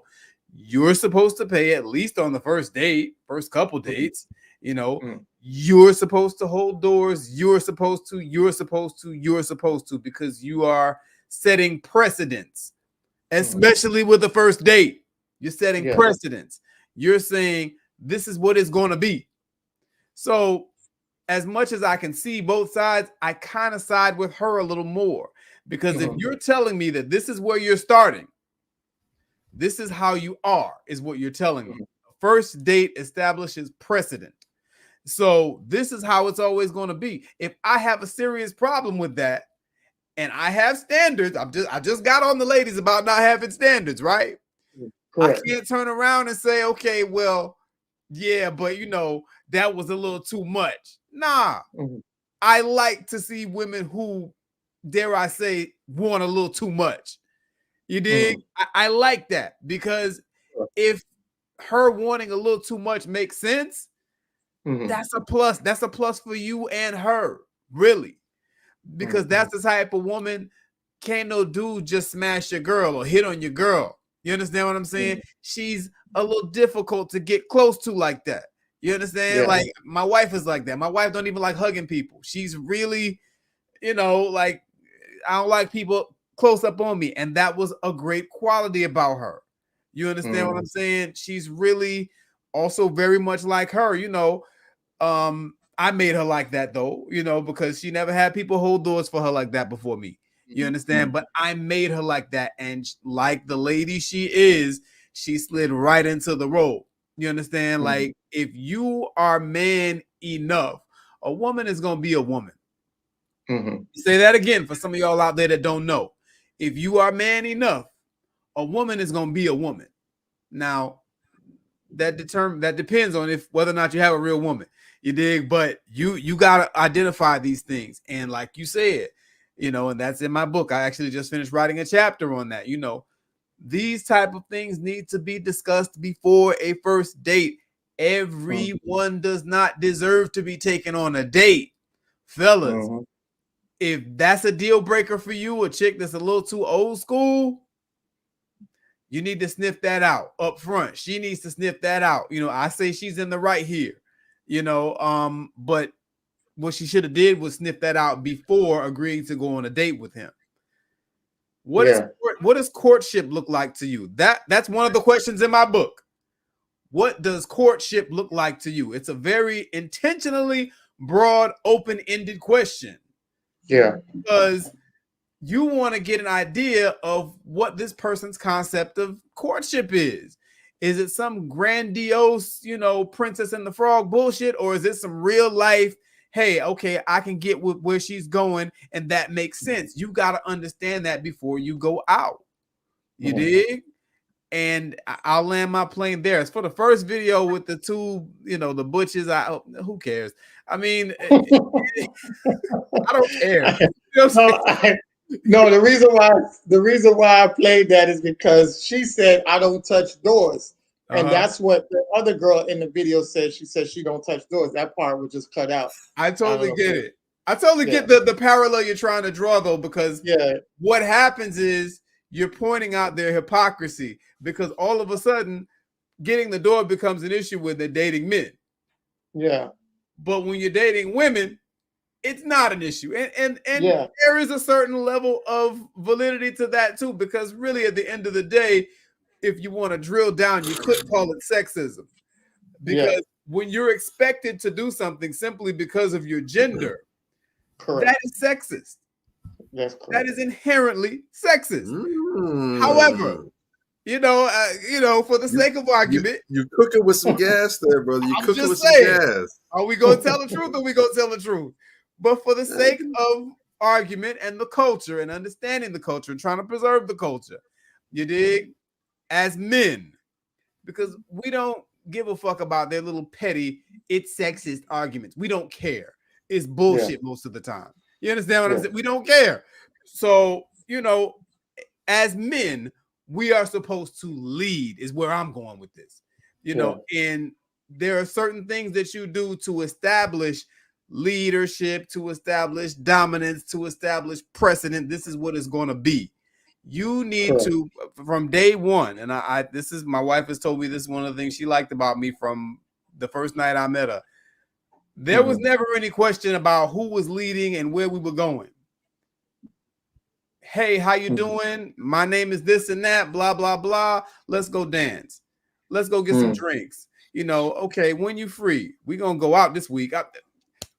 I brought it. You understand? And that's what we're supposed to do. Too many guys out here have this mentality of the sniveling, whiny little bitch in the corner, and they think they're going to bag the baddest females like that. No, you got to be bold. You got to step up to the plate and put your damn work in. You understand? Got to put your nuts on the table. Yo, this is what it is. And you move, and they will respect that every time. Yeah. That's what I want to encourage out here. We got too many little skinny jeans and purse wearing niggas out here, you know, just doing funny style stuff and expecting results from women, and it's not going to happen. I'm just saying. Nor should it. Nor should it. Why should she follow you? Why? For a lot of these dudes, it's real. It's a very real. Now, what I have a problem with is when women get in the situation, then they want to bitch and moan and whine about the guy that they chose to follow. You should have never chosen to be there if you're going to whine and bitch about it. Yeah, exactly. But as men, we need to be those guys that are worthy of following. Period. Correct. I'll land my plane. I'm landing, man. I'm landing. What you got, Bobby? Because I could go on all night on that one, boy. Oh, it gets under my skin. Like, wait. Let him cook. No, but I'm absolutely in lockstep with you on that, bro. Look, the reality of it is, you do set the tone for that. And just for the record, I have absolutely no issue whatsoever. I personally do the whole open the door thing. I get annoyed when in most cases, or a lot of cases, sometimes whoever it is I'm with, if they're ahead of me, I have to kind of jog a little extra to try and get in front of them. Like, hey, slow down, calm down. Let them know, hey, relax, tranquilo, we got this.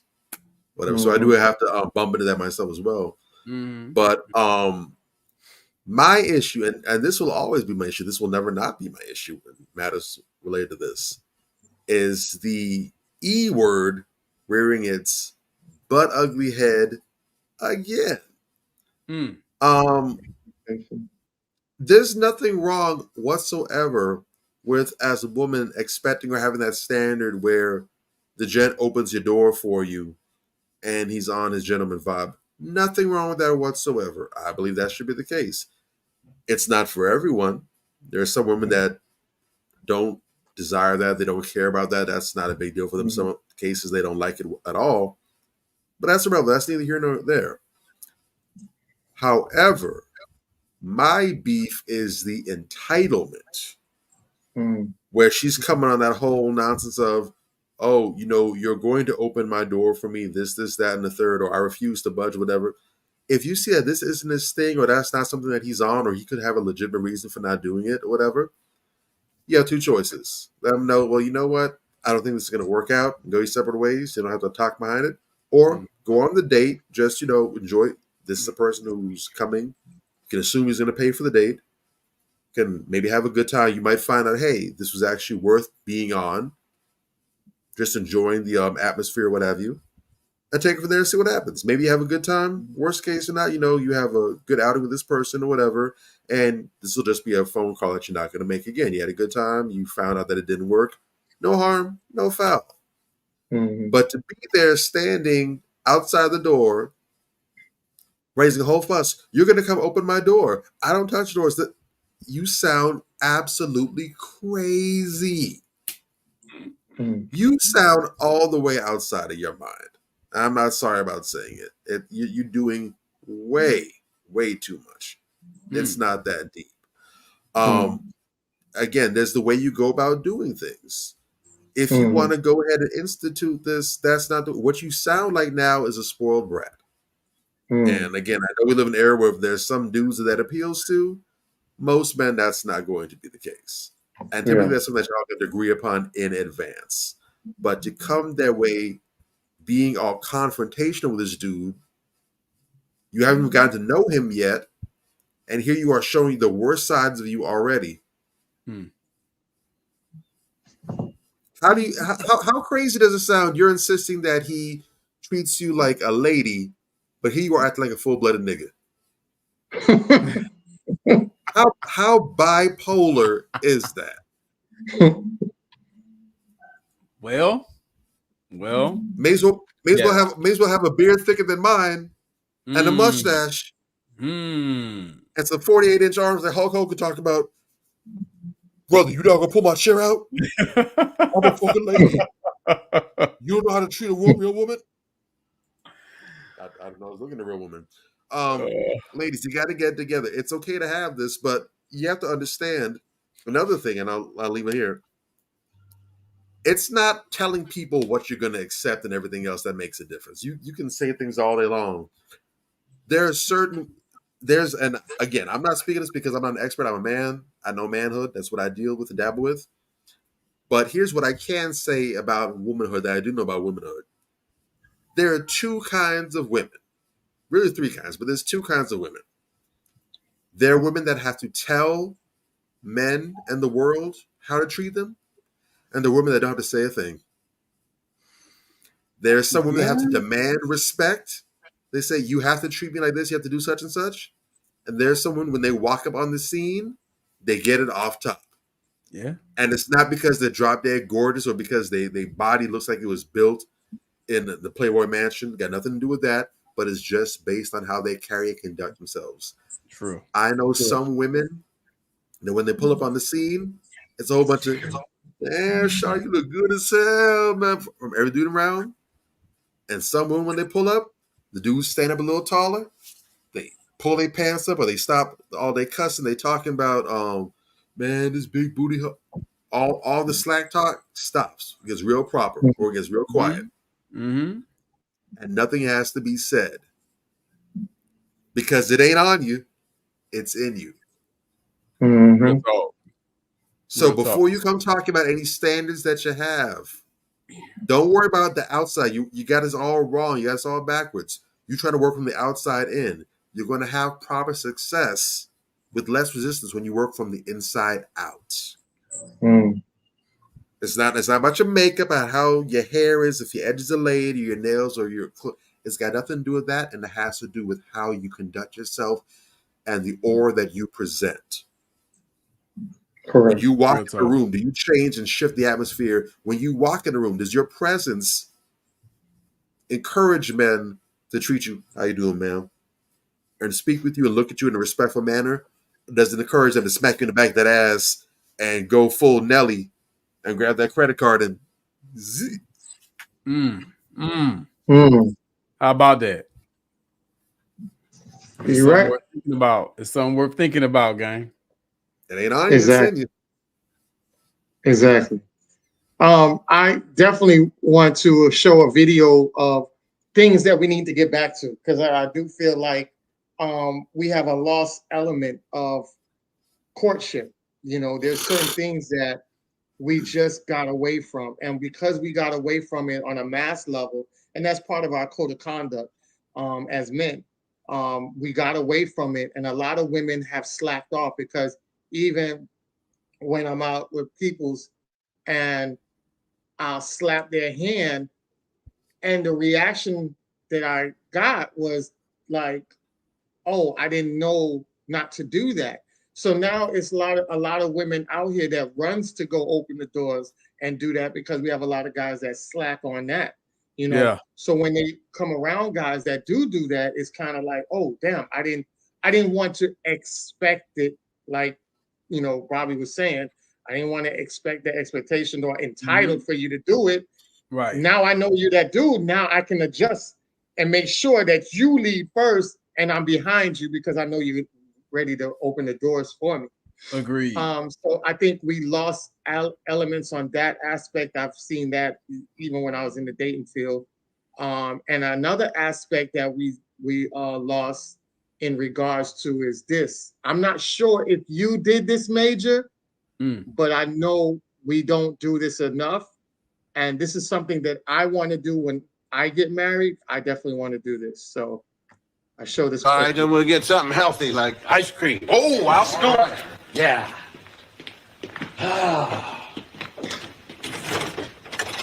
You know, I must tell you that I've enjoyed your company today, starting with the two women at the coffee place, you know.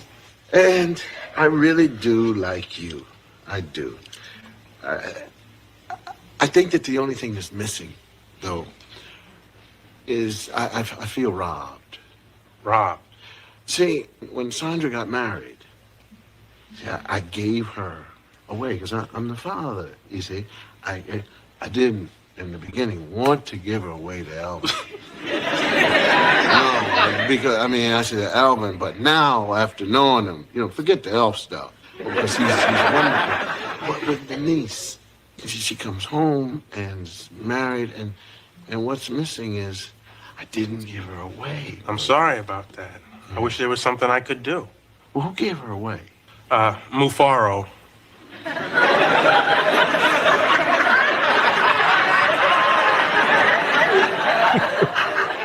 Who? Mufaro. Mufaro. He was a man from a nearby village. He had many goats. A man with many goats gave my daughter away in my place. I'm afraid so.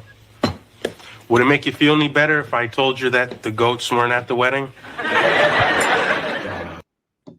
All right, so I played that. I didn't get the second part of it, but the second part was to make up for it. He reenacted the whole wedding ceremony outside in the living room with his wife and his grandchildren. No, his children. And they did the giving away. So he got his father-in-law to give away his daughter to him.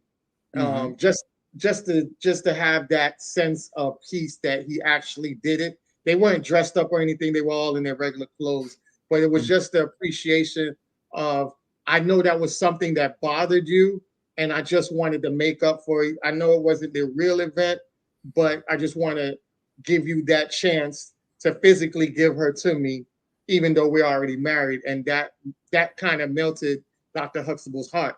And I think a lot of times as men, we get married or propose to our significant other, and we don't take time to go to the family members and ask for their hand in marriage, whether their father's alive, whether their mother's alive, whether their uncles or whoever is the closest member to your spouse or your soon-to-be spouse, whoever is the closest and most personal member to that person, you don't go and ask that person, I would love to get her hand in marriage and ask for your blessings. We see it in the movies all the time, but I think we've gotten away from that because that's how we used to do it back in the day.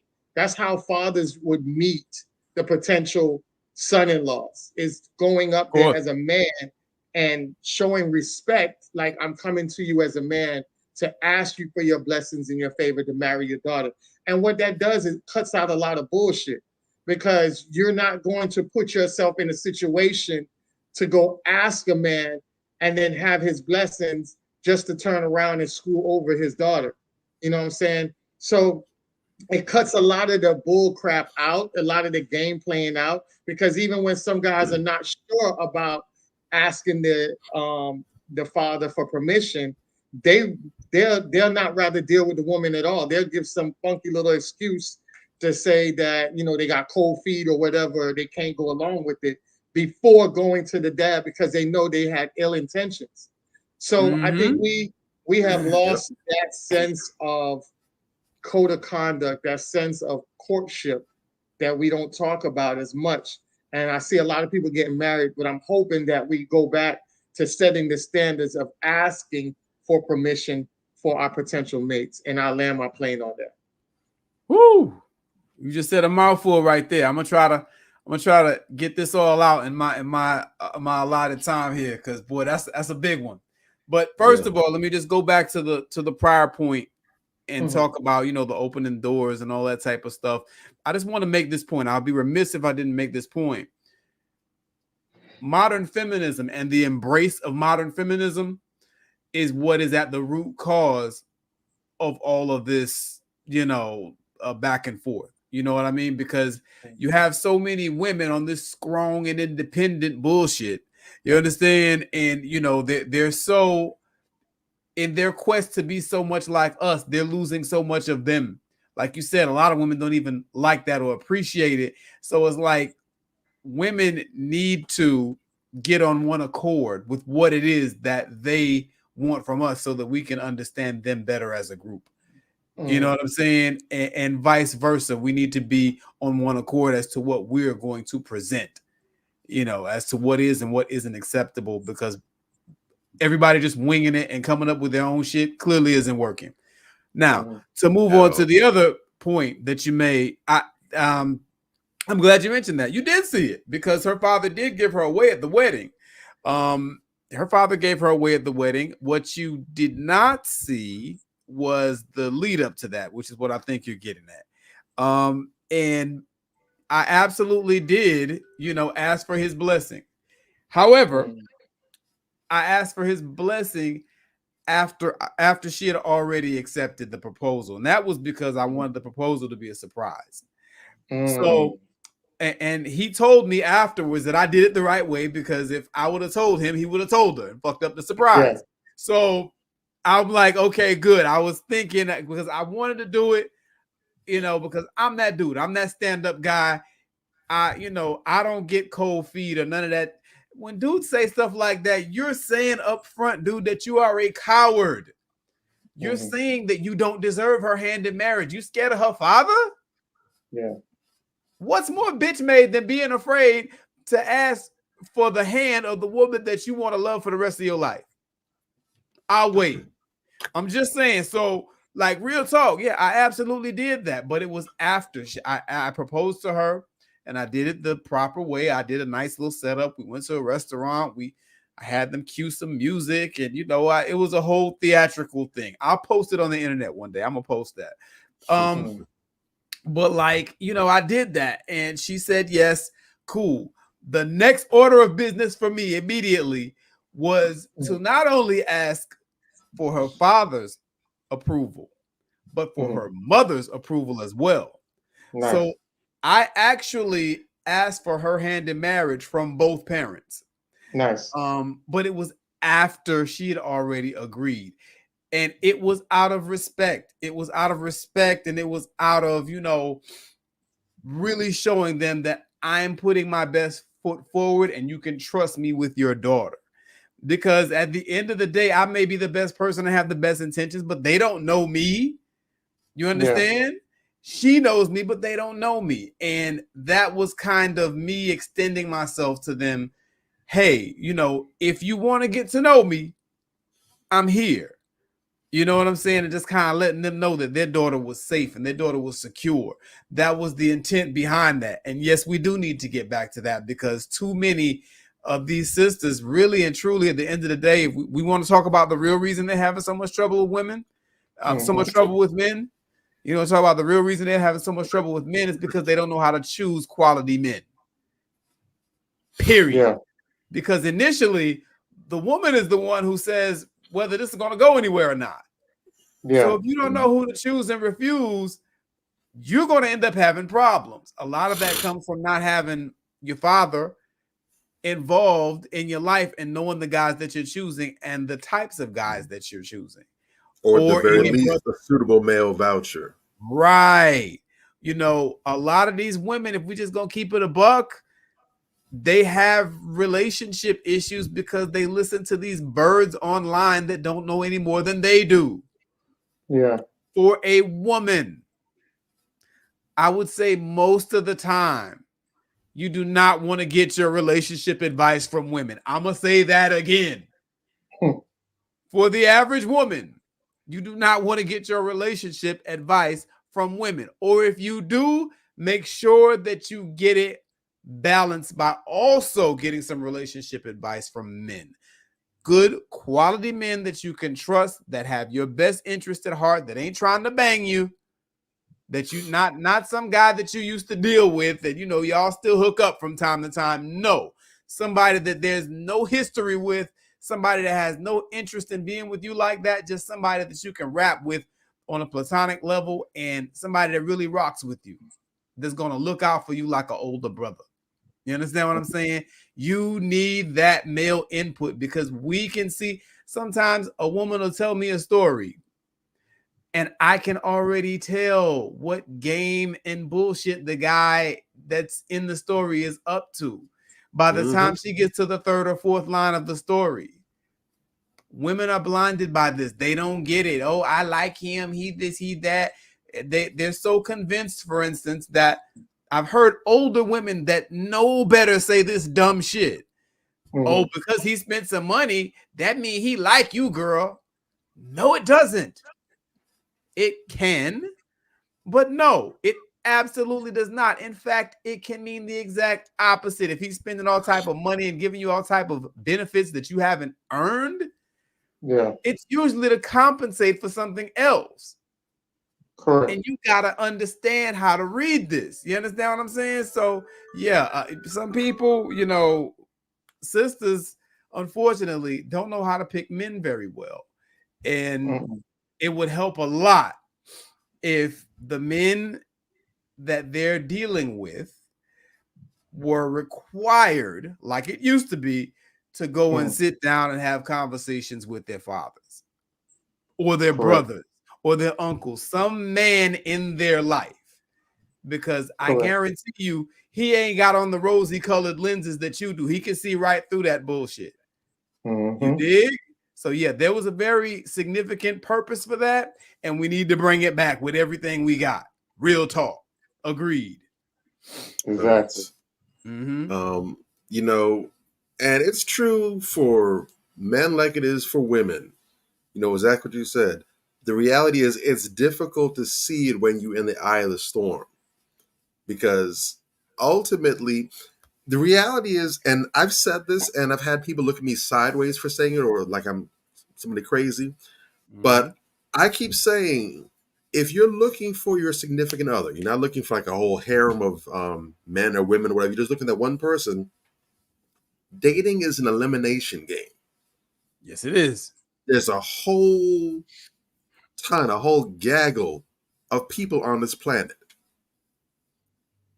Now, it's ridiculous to believe that at least one person, probably several people, but at least one person out there isn't compatible with you. There's somebody out there. I've seen some people for a number of reasons, for physical, aesthetic reasons, for internal reasons, who, by all rights, they should not have a significant other.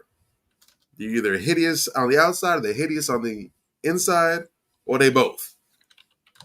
And I'll be damned if I haven't seen them with somebody, in some cases, who seems to just love on them and dote on them, and they down for life. You know, they ain't going nowhere. And I'm like, I'll be damned how this person done found this. And, you know, it's crazy.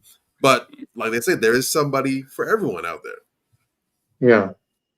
So if you're out here, and that's why the whole fear of loss is asinine, because you should not fear losing if you have an abundance mindset. You're looking for what is compatible. If your deal breakers, if the things that you're looking for a significant other, if you cannot find them in this person, it is silly to sacrifice because they have good sex, or because they're very attractive physically, or because they have a good family, or whatever it is that's keeping you held in place there. If this is a person who does not fit, and not for silly reasons, but there are red flags here, you don't have to ignore them just for the sake of having somebody. You're looking to eliminate, you're looking to find out, and you're looking to find out early. That's the key. Early in the game, before you go and make permanent bad decisions with this person, or decisions that have significant lingering effects. It's gonna take some time for you to distance yourself from them. You're gonna have to make some major changes or whatever because they done mess with whatever you had going on, or whatever. You're supposed to find these things out early. So when you see the red flags, oh, red flag, good. Let me go ahead and make this U-turn. Not, that's one. Well, let me see this two. Okay, so there's two. That one's not too bad. If there's a third one, I'll leave. Then all of a sudden it's, they changed on me. I didn't know. Joe lying ass. So look, it's silly. All right? You need to find these things out in advance so that you don't end up looking stupid and goofy later on. And now you done made yourself a nice little hole that you got to try and get yourself out of. Whereas you could have been playing the game from a position of strength and leverage for men and women. You need someone on the outside who has some sense and has your best interest in mind. And the reason why your father, your older brother, your uncle, your older cousin, or a real thorough male friend that, again, you know isn't trying to bed you or trying to compromise you like that, you need them because the number one thing that we as men have that lets us be a better judge of your counterpart than you or even your female friends would have you is the fact that because we're men, we ain't trying to sleep with buddy. We don't care about his Johnson. We ain't trying to link up and get taken to dinner or breakfast or whatever later on. We're not trying to link up with him in the club. We not, girl, he look good. Or we're not doing none of that. He's got nothing for us. He cannot bribe us with anything. He cannot flirt with us. He cannot use his charm or seduce us or, do all the stuff that he can do with women to get y'all goofy and giggling and get the butterflies going. He can't do that with us if we're heterosexual. Can't work. So all he can do is come to us on some real stuff, on a real level. All he can do is rock with us as men. And because we know men, we are men, we know how we do. Even if we don't move certain ways, we have homeboys or relatives. We know other dudes do that. We do the locker room talk. So we know what intentions look like. So we can tell, nah, man, he just want to go ahead and lay up with you for the summer. And then when the time comes, he's going to this baby mama or this, that, and the third. There it is. Or even if we don't know exactly what it is, we can say something isn't right. I hear what he's saying. He's checking off all the boxes, but there's something that's not right. It's the presentation is good, but something ain't right with it. We can peep that. Right. Mm-hmm. And women, to an extent, can do it with us too. When we have a woman that we're head over heels with, we're completely smitten. Especially we just got some, so now all we're thinking about is how good it felt the other night. We living off those memories because it happens. Mm-hmm. Again, she heterosexual chick. She can't get her on no lesbian activity. There's no thrill of bumping Chinese later on that she has to look forward to or that she can leverage over or whatever. She ain't got the she doesn't have anything for her, so therefore she can assess. So you need that perspective. We need those people. That's why back in the day, for those who know, if you had a strong traditional household like that, one of the biggest rites of passage of a relationship would be where you finally go and you say, I'm going to introduce the family. I'm going to bring over the Thanksgiving or the Turkey Day or the Kwanzaa celebration or the Christmas or the Easter, whatever the significant family get together holiday is. And if you had a proper thorough family, grandma and them, mama and them, auntie and them, the sisters, they in the kitchen, they cooking while the dudes out there watching sports or playing games, whatever. And they'll say, hey, baby, why don't you come in here with us? There it is. And the purpose is to evaluate the people's skills. Does she have the suitable skills? Yes. To be a suitable wife for my son, my brother, my grandson, my nephew. Absolutely. Then they can also have girl talk. They can chat up. They can talk, see how her mind is, see how she thinks, how she talks. They can see a whole bunch of things. Real talk. You'll have a great time. And at the end of the night, maybe someone will pull you to the side or in a car later on. Like, so hey, mom, what you think about her? Son, I like that one. Don't mess that up. Or right. Yeah, like, baby, don't invite that hussy back over here again. The elders' input is significant. Real talk. And a lot of brothers have been saved from train wrecks like that, or they've had that the relationship co-signed and checked on. They got the stamp of approval. See, those moments right there, that's the equivalent of us going to the father and asking for permission. Agreed. To go ahead and marry daughter. Mm-hmm. Mom and them gonna let you know, do what you want to do with the information, but don't come invite me to no wedding. They're gonna let you know what you got. They're gonna let you know what you got. Oh yeah. They're gonna see what's under the hood.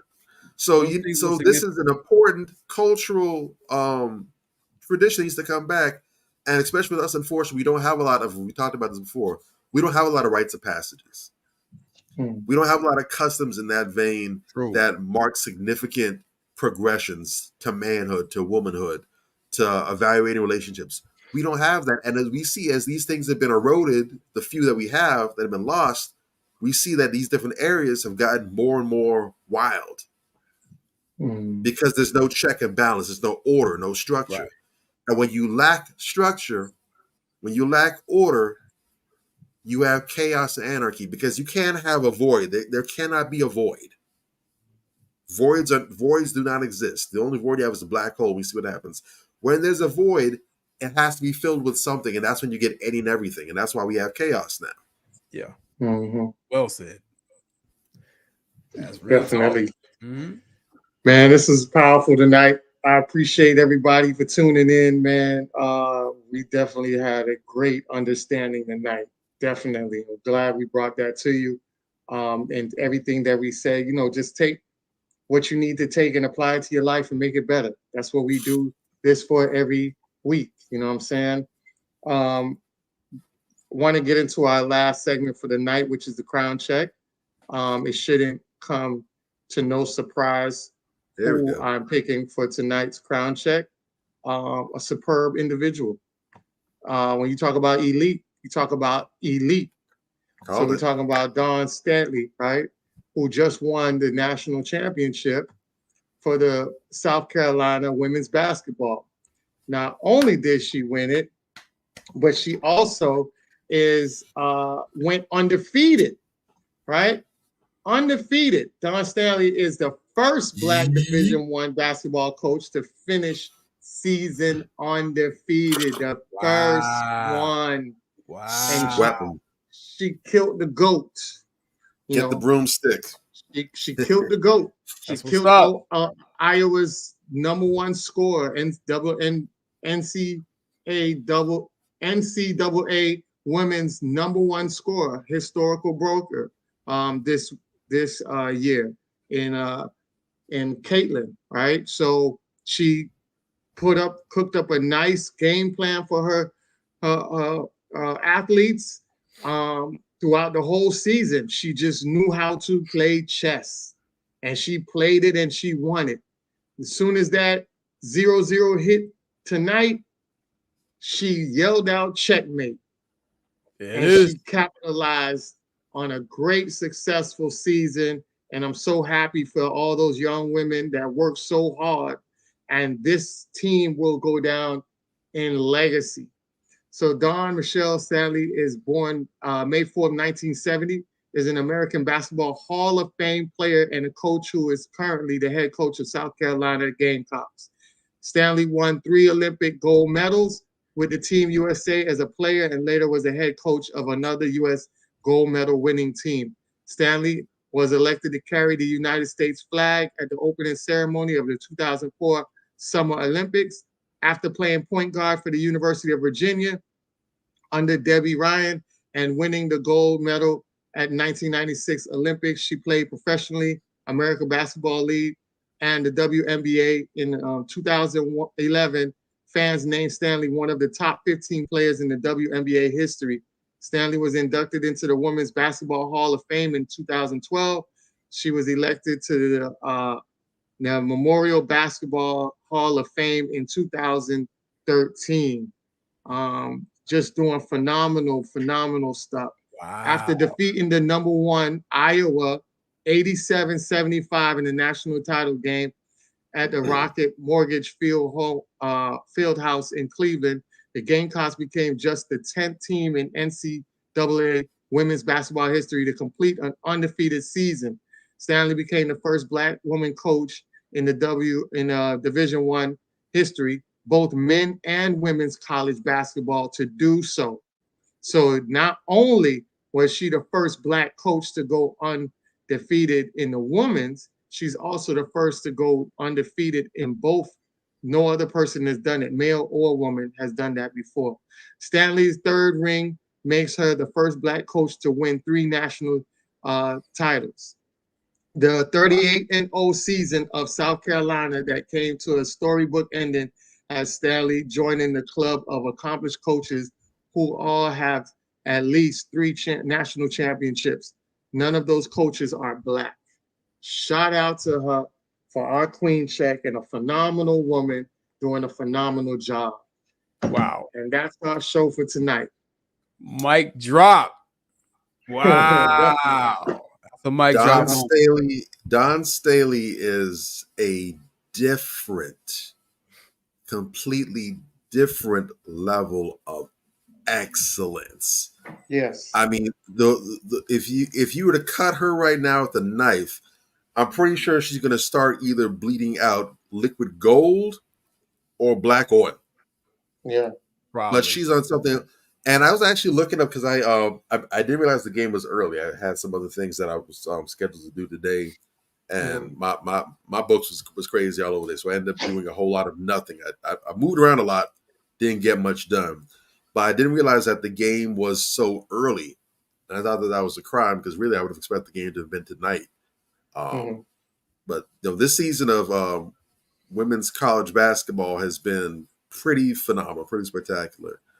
I hope it continues that the level doesn't die down. But Dawn Staley, she's a different level. She has won just about everywhere she's gone through in basketball. I don't believe she has. I don't believe she was a WNBA champion, but she's for several years consistently, and she's an all-star. I actually didn't know this about her, but she's so damn dope. Yeah, and this is for men or women. I mean, again, this isn't even this as a person. Period. She's so damn dope. Did you know that while she was an active player in the WNBA and an all-star, performing at an all-star level in the WNBA, she was coaching then too? What? Wow, I didn't know that. She was the coach of the Temple University Owls, I think from 2000 to 2006, something like that. And while she did that, the college team won several championships as well too during the regular season. And in-season tournament gold as well too. Ooh. She's basically swept the Olympics. Every team she's played for, gold, gold, gold. Everywhere you go, the woman can't stop winning. I think she closed her eyes and she wins in her sleep. Wow. Wow. Damn, I didn't know all that. That's But, crazy. I mean, when you get the chance, look up her accolades, man, and tell me you don't have to go ahead and clean your job. Oh yeah, she's got the list is long. It's like you scrolling for days because she has so many awards she wins every year, like multiple awards each year. Yeah, she's definitely on a different level. When you talk about productive, and it's if you've played any kind of sports or any kind of athletics period, in most cases, everybody that's first off, we're talking about being good at anything you do. Being really good is a challenge enough. Most of the times you have people that are really good players. They aren't good coaches, or if they go to ownership, they're not great owners. Sometimes you have somebody that may never even been able to be good enough to play, but they have a good mind for the game. They're good coaches, or you might have somebody that's just a good owner of a team. They make good decisions business-wise, whatever. But it's rare to have someone that is so solid in their knowledge and understanding of their sport that they can do it at a high level at multiple levels. So she's amazing, legendary player, amazing, legendary coach. I would love it if I was an Angel investor, I had the paper right now. I would go ahead and sponsor her to go ahead and buy a WNBA team just to see what the hell she does with that. Yeah. Real talk. If we can get her in the front office, she's the head. She's the one that's making all the decisions for the franchise. I want to see if she can go ahead and take a garbage franchise and turn that into a contender, because she's proven that she and winning are synonymous. Mm-hmm. Yeah. She's sick. And she's pretty, from what I hear, she's pretty down to earth too. You know, as much as she's done, she's not stuck up on herself. Her head isn't up her ass or anything. Very humble woman, very down to earth, very gregarious. You know, real solid sister. So I'm proud of her team's accomplishment. I'm proud of her accomplishment, and I love being in the Dawn Staley era. I hope this continues for quite some time, man. I love it. Oh, yeah, Sorry, I kind of got carried away, but I'm over the moon with Dawn Staley. That's what's up. I ain't mad at that, man. You took all the meat off the bone for Dawn Staley. I'm sorry. I'm gonna just say no. That's good. That's good. I'm gonna just say congratulations to Dawn Staley. Shout out to you, sister. We love you. We love the fact that you do all of this and you still maintain your integrity and you still act the part of a respectable, dignified Black woman. That's what I'm talking about. And there are plenty of other sisters out there who do that. And I want to give all the praise to those who do. Shout out to you. So, but like I said, you got most of that, Bobby. That's cool. I'm going to go ahead and talk about logical understanding a little bit. You know what I'm saying? Today's show was so important because too many of us do not use logic and reason in order to comprehend things in our approach to everyday situations. That is why this is important. We have to learn as a collective that we need to be more logical and more understanding. Real talk. We are all over the place out here. We have no code of conduct. We are not being dignified in our actions. We're just a part of this anything goes culture. And it's obviously not working. Look at us. This is not good. We got to tighten up out here, folks, because let me tell you, things ain't getting no easier. Inflation is coming at us. It's coming at us hard. You understand? And all types of other challenges. You have the threat of new diseases and all this type of stuff. Leprosy is in South Florida now, for crying out loud. We can't afford to be out here playing. We have to think and move in a logical capacity, period. People always want to draw this parallel. Well, the white peoples do it. Nigga, they can afford to. You understand? They got a whole system skewed towards making life simpler for them. We don't. What don't you understand? We got to be on point. We can't be out here making these silly ass mistakes. And when it comes down to dating and relationships, let's try to move in a logical capacity. Let's try to give each other a little more grace. Yeah, he might not have opened the door for you, but he might be a cool guy. Maybe if you explain to him that you're old-fashioned like that, he might appreciate that in you and he might start. Who knows? But let's give each other a little more grace. If somebody's coming to the table in good faith, I've always said this. Give them a shot. Now, if they show their ass, that's different. But if somebody's coming to you in the table and in good faith, give them a shot. And please, for the love of God, start vetting people before you ask them out on dates. Because everybody don't need to be out on a date with you. As we just saw, sometimes you're just not compatible with a person. They look good to you, you look good to them, but other shit just ain't lining up. You have to internalize people that you align with. Correct. Dig? And that goes for all types of relationships, really, if we're going to keep it a buck. And, you have to be right within coming into that involvement yourself as well. So, there's a little healing that a lot of us need to do before we even get to that point as well. So if we can work on those things, before we start entering some of these relationships that we encounter, I think we'll be in a much better space and we'll be able to make much more meaningful progress. And like Bobby said earlier, a lot of it is from the process of elimination. So, if you eliminate those people that you just don't have any common ground with before you even get to that stage, you're doing yourself and them a serious service. You know what I mean? Nobody likes to waste time. And sometimes, you know, you're just better off not going to that place with that individual. That's just what it is. And I'll sign off right there. Well said. Well said. Much needed. All right. So that's this week's show. Definitely tune in next week. Definitely another great show we're going to have for you next week. We thank everybody for tuning in. And remember, tell a friend to tell a friend. Don't forget to like, share, subscribe. And we back at it next week. All right. Be easy. Manifestations. Man up. Manifestations. Man up. Manifestations. Man up. Manifestations. A place where we inform, build, and inspire. Manifestations. Man up.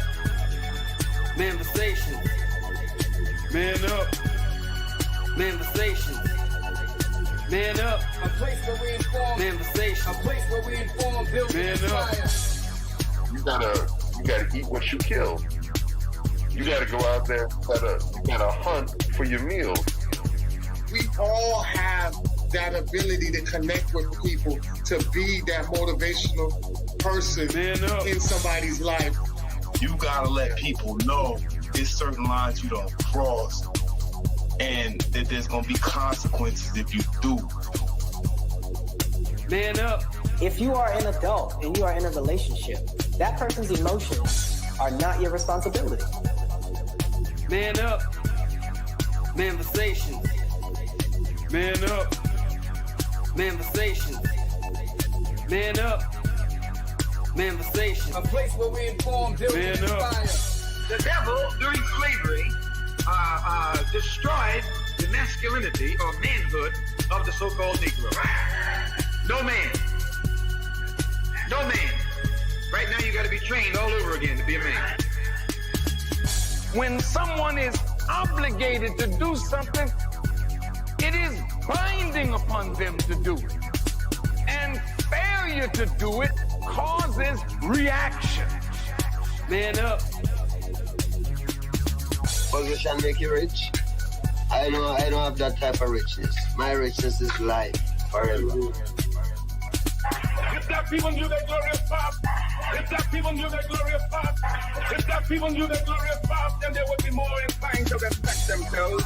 I'm not saying I'm going to rule the world or I'm going to change the world, but I guarantee that I will spark the brain that will change the world. And that's our job, is to spark somebody else watching us. A place where we inform, build, and inspire. Manifestations. Man up. Manifestations. Man up. Manifestations. Man up. A place where we inform. Manifestations. A place where we inform, build, and inspire. You want to tell me about yourself? Go get your friends.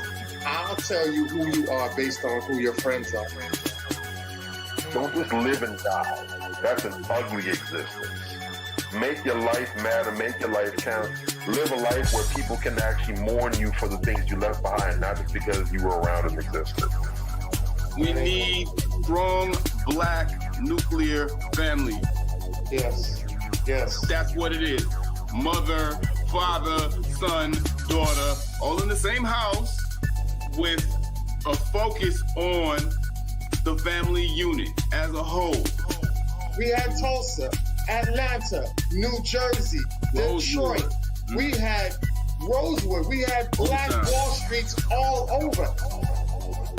The Republicans aren't for us, but the Democrats aren't for us either. And we should have no alliance to any political party. We only have alliance to what is in our own best interest. A place where we inform, build, and inspire. Manifestations. Man up. Manifestations. Man up. Manifestations. Man up. A place where we inform. Manifestations. A place where we inform, build, and inspire. At the end of the day, as men in the community, we must stand together and be counted, because people look to us for guidance, leadership, and protection. And if we are not about that business, we are not on our job. Here we have grown-ass man conversations in the spirit of that purpose. Anthony Malcolm, Bobby Drake, Major Gage. We are. This is Manifestations 2020. Manversations. Man up. Manversations. A place where we inform, build, and Man up. inspire.